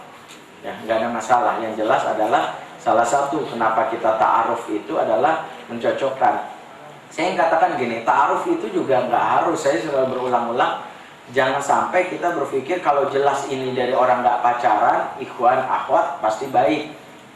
Kita harus tahu bahwa ada karakter yang cocok dan tidak cocok. Ya, sahabat Rasulullah saja ada yang karakternya keras, suka main tangan, ya, suka membentak istrinya ada. Misalnya adalah Bilal bin Rabah. Ini nggak maksud menyebutkan aib sahabat, tapi maksud Bilal tuh keras sama istrinya. Tapi memang salah satu teknik istrinya melembutkan hati Bilal adalah membacakan sholawat dan ayat-ayat Allah. Jadi kalau Bilal udah marah gitu, langsung bacain sholawat lembut lagi. Gitu. Itulah hebatnya sahabat, ya. Kalau kita makin baca sholawat, emang lu meruqyah gue?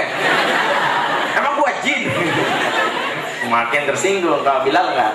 Salah satu yang terjadi adalah pada saat istrinya mau itikaf. Istri mau itikaf, ya, Bilal marah, cemburu. Gak boleh, kamu bener ngaco gitu, marah. Istrinya tersenyum lembut, lantas mengatakan hadis, setelah sholawat mengatakan hadis yang berkaitan bahwa perempuan boleh itikaf di masjid. Baru dia diadem. Karena kalau ada Rasulullah ngomong gak berani dibantah dia.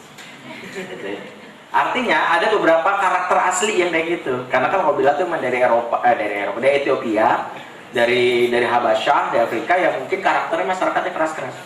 Ya kita harus paham, makanya salah satu melihat karakter itu lihat lingkungannya, dia besarkan di lingkungan apa. Ya, kita di karakter di lingkungan apa, kita akan bisa menebak ya. Selalu saya katakan, periksa dia di umur 0 sampai 15 tahun pertama ya. Karena karakter orang itu dibentuk di umur 0 sampai 15 tahun. Jadi apa di 0 sampai 15 tahun itu apakah dia pernah mengalami trauma, dia tidak dekat dengan ayahnya, dia tidak dekat dengan ibunya. Kalau tidak dekat dengan ayahnya, cenderung jadi seorang pemimpin laki-laki yang cenderung flight bukan fight. Kalau ada masalah cenderung kabur, ragu-ragu dalam mengambil keputusan. Kalau dia dekat sama ibunya, tidak dekat sama ibunya, cenderung tidak peka perasaan. Ya, cenderung kalau istrinya nangis, kamu kenapa? Oh, nangis, ya udah jalan. Sampai istrinya masang speaker berkencang, gitu ya. Siapa tuh yang nangis kencang banget? Oh, gitu ya. Gak tahu kok orang tidur, istrinya udah. Jadi hal seperti ini juga penting kita pahami. Jadi pengasuhan itu juga salah satu yang membuat kita harus belajar karakter. Itu yang pertama. Oke, yang kedua, bagaimana menyikapi sikap yang kita katakan apakah gulu? Ya gini.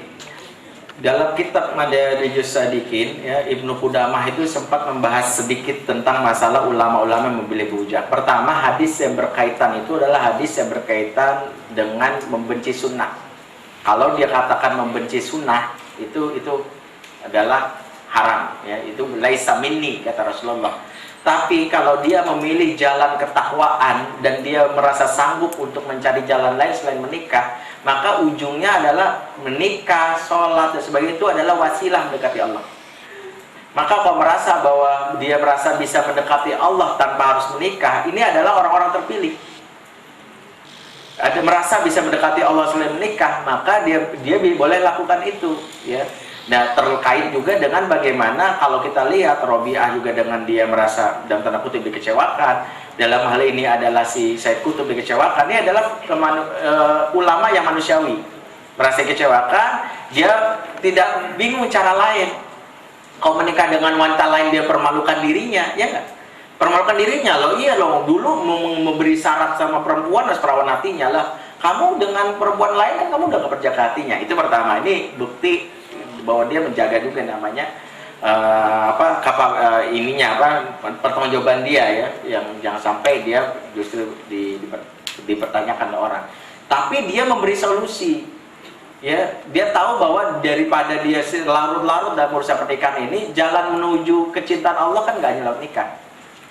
Ya, jangan dipahami bahwa hadis itu menikah setengah agama gitu. Makanya menikah lagi kan jadi sempurna, bukan begitu. Ya kan menikah kan setengah agama. Berarti kalau menikah 2 kali, agamanya sempurna kan? Gitu ya.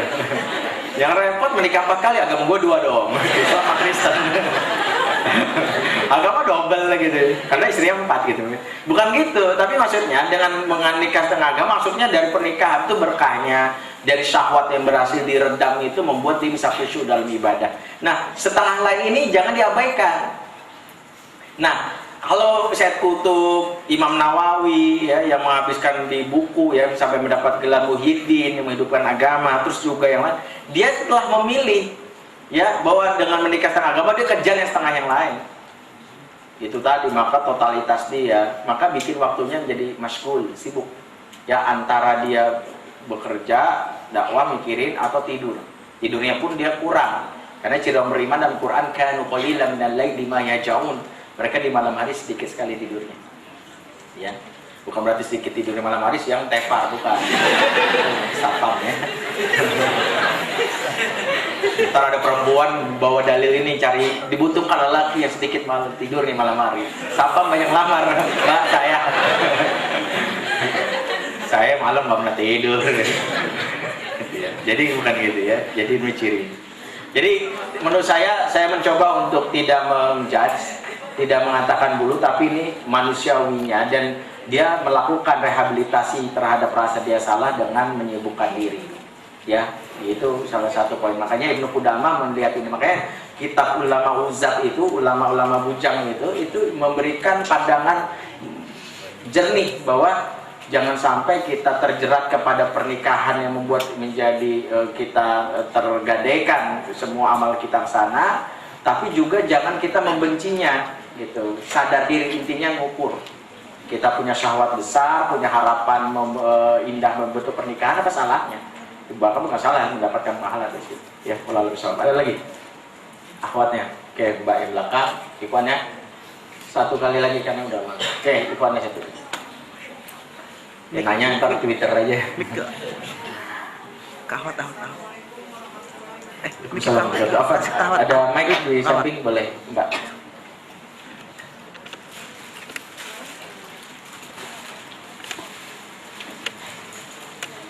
Ya, assalamualaikum warahmatullahi wabarakatuh. Waalaikumsalam. Bismillahirrahmanirrahim. Ini kan saya mau nanya tentang kesahihan sahih sebuah hadis yang menyatakan bahwa ketika suami telah mengucapkan ijab kabul, itu dosa-dosa dari sang calon istrinya nanti itu jatuh atau menjadi tanggung jawab suami nanti ketika suami itu setelah selesai mengucapkan ijab kabul. Nah, itu saya ingin tanyakan, maksudnya dosa atau pertanggungjawaban perilaku dosa ketika dia menjalankan sholat sebelum menikah, terus belum menutup aurat setelah menikah, seperti itu aja. Ya, saya ucapkan terima kasih. Assalamualaikum warahmatullahi wabarakatuh. Salam. Ada lagi ikonnya satu di oper.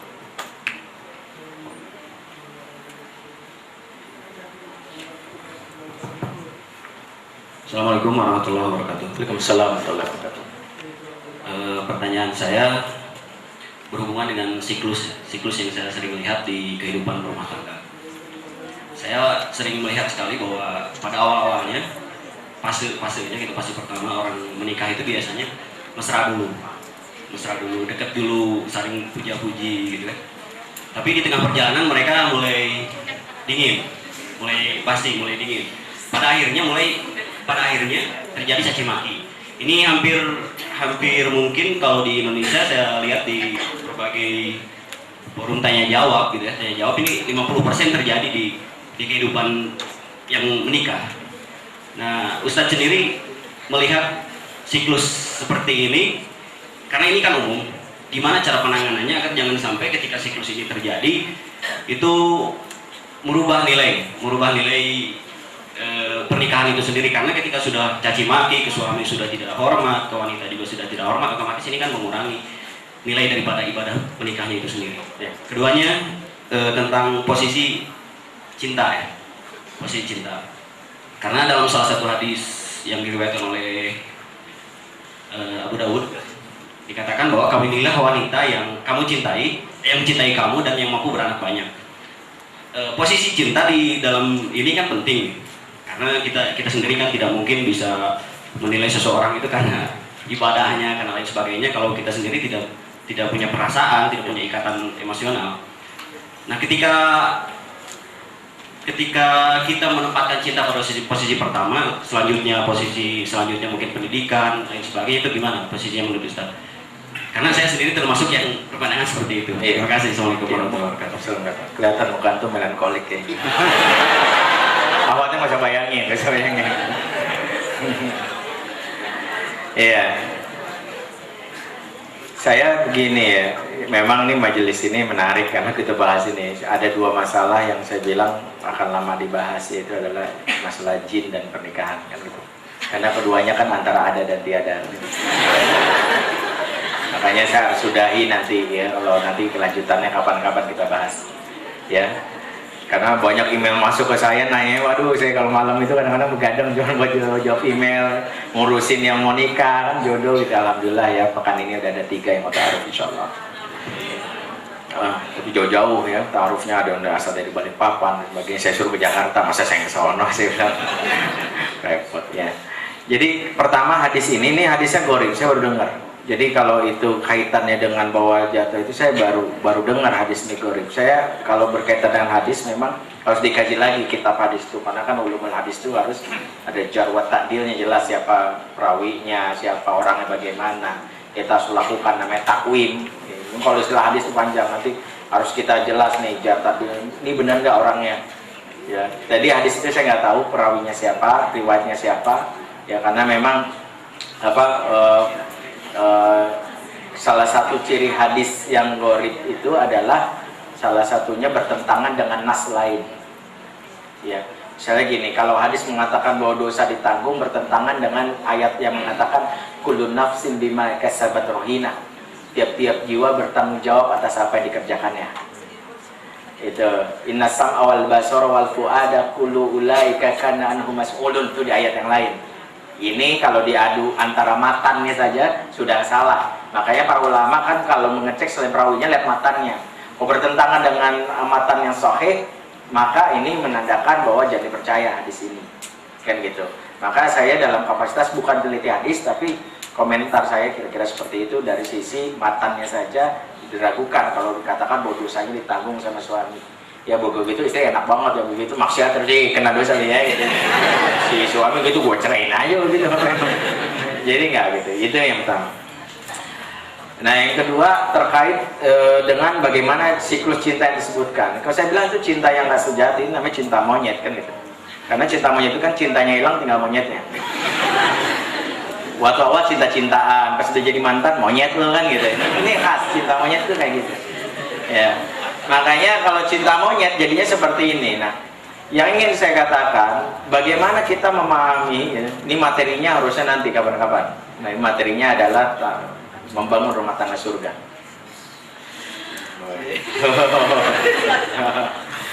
Jadi yang ingin saya katakan, membangun rumah tangga surga itu harus kenal ciri penghuni surga. Karena kalau nggak kenal, kita nggak mungkin berperilaku kalau ternyata, karena kan ciri, kalau kenapa sebut rumah tangga surga? Karena ciri rumah tangga surga itu orang betah di dalam, karena nggak ada yang betah. Ayat mengatakan litas kunu ilaiha, itu kan ayatnya wa min ayatiyan anakhalaqulakum minkum azwaja litas kunu ilaiha. Kata litas kunu ilaiha itu maknanya bermuara kata di kata sakana. Sakana itu maknanya pertama adalah nyaman, yang kedua adalah artinya tempat tinggal. Maka ciri orang yang merasa sakinah, ciri pertama adalah betah berada di tempat tinggal. Karena rumahnya merasa surga, betah. Jadi kalau dia di kantor selalu melirik jam dinding, kok jam rusak kayaknya ya. Tadi jam 1 mulu, kapan jam 5? Kalau dia pengen buru-buru pulang, tanda masih sakinah. Kalau dia ditempatkan di kerja di luar negeri atau mana, biaya pengeluaran paling bengkak adalah pulsa. Karena pengen nelpon ke rumah, ingin mendengar suara istrinya. Kalau dia diminta untuk mutasi kemanapun, dia selalu berpikir bagaimana dia istrinya itu dipikirin. Nah, sakinah itu selalu berpikir bahwa apa-apa adalah ingin orientasinya pulang. Bukan karena rumahnya minimalis tipe 96, tapi karena ada penghuninya yang membuat saya nyaman. Nah, bagaimana kita membangun rumah tangga sakinah? Ada beberapa poin, ya. Singkat, pertama ciri penghuni surga dalam Quran surat Al-Hijr ayat 45, udkhuluha bisalamin aminin. Masuklah kamu ke surga dengan salam dan rasa tenang dan rasa aman. Makanya di rumah tangga surga pertama masuknya itu salamnya khusyuk. Jadi kalau ngucapin salamnya aja gini, Assalamualaikum, Atau ngangkat telepon, Assalamualaikum, itu nggak ada salam khusyuk, maka nggak ada kesakinahan. Nah, cara kita bagaimana mempertahankan rumah tangga yang awet cintanya sepanjang masa, salamnya harus benar. Jadi ngucapin salam tuh berangkat cium tangan, walaupun meskipun marah sama suami atau sebagainya, doa tetap. Ya Aisyah marah sama Rasulullah, tapi dia tetap nama doa tetap. Ya paling kalau dia marah kan diganti doang kalimatnya. Ya kalau dia bersumpah bukan Rabbi Muhammad tapi Rabbi Ibrahim. Oh, demi Tuhan Ibrahim, karena kesel ya sama Rasulullah. Makanya dia nyebut itu. Makanya nyebut salam itu benar. Yang kedua cirinya merasa aman, jadi nggak ada pukulan sebagainya. Yang kedua ciri penduduk surga adalah wa naza'na ma fi sudurihim min ghillin, dan kami akan cabut sifat dendam di dalam penghuni surga. Jadi ciri rumah tangga surga itu nggak ada dendam, nggak ada yang dipendam gitu lama. Dikutumpukin masalah, ujung-ujungnya cerai. Kenapa cerai? Dia nggak bawa martabak kemarin janji. Bukan karena martabaknya, karena itu akumulasi dari masalah yang nggak terselesaikan, dendamnya masih ada. Yang ketiga ciri penduduk surga adalah faqbala ba'dhum ala ba'dhi yatasa'al. Ciri penduduk surga itu duduk berhadapan-hadapan saling ngobrol. Ciri rumah tangga surga itu ada kesempatan duduk berhadapan-hadapan ngobrol. Hari ini ngapain aja sayang? Gitu ya. Ini nih Abi ngisi damah jomblo semua lama banget nih. Jadi enak gitu.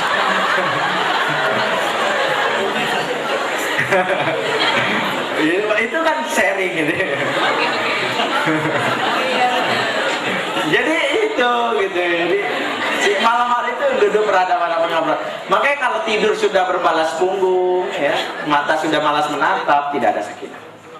Itu. Ciri berikutnya penduduk surga ini kapan-kapan bahas ya, ntar kita ulang lagi ya. Ciri penduduk surga adalah berikutnya adalah la yasmauna fiha lagwa wala ta'thima. Penduduk surga nggak pernah mendengar perkataan negatif dan perkataan maksiat. Nggak pernah bilang, ih siapa naruh gentong di situ, nonton sampai gendut gitu. Jadi nggak ada ya kalimat itu. Suaminya baru lahir, istrinya baru lahiran, lar sedikit, perasaan nggak ada yang melesem galon air, tuh kan sakit hati. Enggak, penduduk surga itu cirinya sebagaimana hadis riwayat Muslim, kalau pulang suaminya disambut, kamu makin tampan aja, si suami mengatakan kamu juga makin cantik setelah kutinggalkan. Itu ada di jadi kan dalam hadis yang panjang, setiap lelaki surga ngumpul setiap hari Jumat. Ya, ngumpul kongko-kongko gitu, terus mereka pulang tersapu angin dari arah utara, mukanya makin ganteng, itu disambut sama istrinya dengan kalimat thayyibah. Itu ya. Yang kedua, berikutnya ciri penduduk surga adalah waqal alhamdulillahi adzabanil hazan, senantiasa memuji Allah, berzikir. Ya.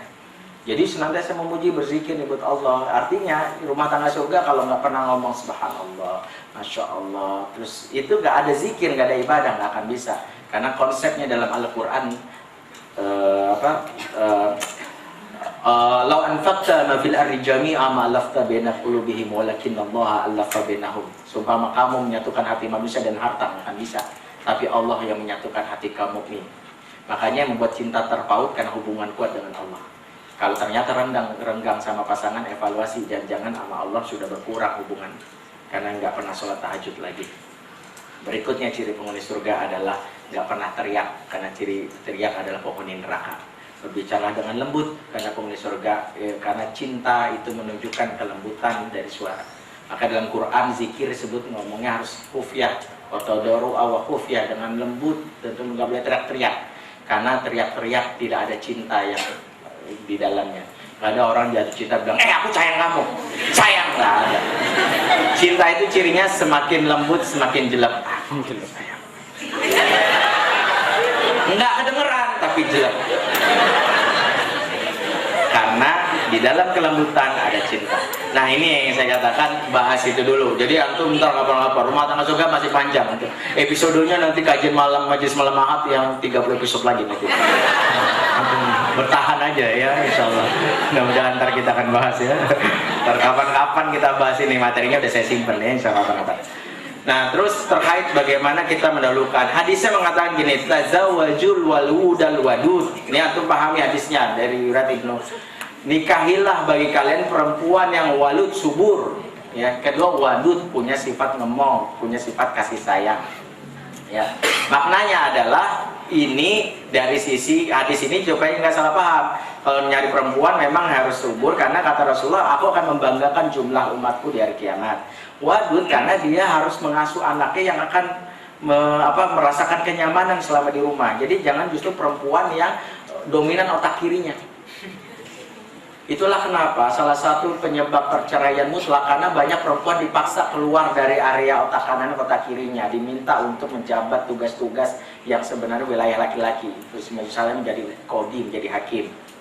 Hakim itu wilayah laki-laki, menjadi pemimpin. Makanya akhirnya sifat ngomongnya itu hilang, halus perasaannya diganti ke sifat logis. Makanya kadang-kadang udah mulai berpikirnya adalah nggak tegaan. Akhirnya sama anak, akhirnya anak nangis biasa aja. Nah, sebagian besar, cek deh, hampir rata-rata orang-orang perceraian di kalangan perempuan yang profesi pengacara, itu pengacara termasuk juga hakim, itu rata-rata adalah karena dia menjabat wilayah-wilayah seperti itu. Karena sudah mulai dikeluarkan dari sifat aslinya dia, dipaksa gitu. Makanya biarkan perempuan berada di wilayah yang memang Allah sudah berkahi fitrahnya, itu adalah dengan sifat wadudnya. Yang dipaksa, makanya ada rahasia kenapa perempuan itu nggak ngambil jabatan untuk pengambilan keputusan. Ya karena itu wilayah laki-laki, kenapa pemimpin harus laki-laki. Itu ada hikmahnya agar perempuan itu punya tanggung jawab tetap mengasuh anaknya. Ya supaya terasah terus nuraninya, terasa terus kasih sayangnya. Nah lantas bagaimana kalau berdasar cinta? Yang aku maksud itu mungkin maksudnya nazar. Nazar itu boleh memandang untuk mencari ketertarikan. Karena Rasulullah ada sahabat yang saya mau nikah sama Rasulullah, pede aja sama siapa terserah deh. Kata Rasulullah, lihat dulu. Apalagi gadis Ansor itu ada sesuatu di matanya. Ya maksudnya ada yang mengatakan juling, ada yang mengatakan sini. Iya, ya, jadi periksa gitu. Makanya boleh kita memandang untuk melihat tertarik. Ya, untuk melihat ketertarikan, tumbuh rasanya nyaman itu, maka itu boleh jadi alasan untuk kita menikahinya. Tapi di luar alasan itu, harusnya alasan pertama adalah agamanya apa. Jangan setiap yang antum tertarik antum nikahin. Lihat cupek tertarik nikahinnya kayak enak banget gitu. Jadi harus tahu juga ketertarikan itu juga itu adalah urutan kesekian. Tapi awalnya pertama adalah agama yang baik. Setelah itu lihat dari semua agama baik mana yang paling baik adalah paras wajaknya. Itu boleh. Ya, itu saja. Udah jam 9, saya maaf udah janji sama di rumah. Ya, assalamualaikum warahmatullahi wabarakatuh.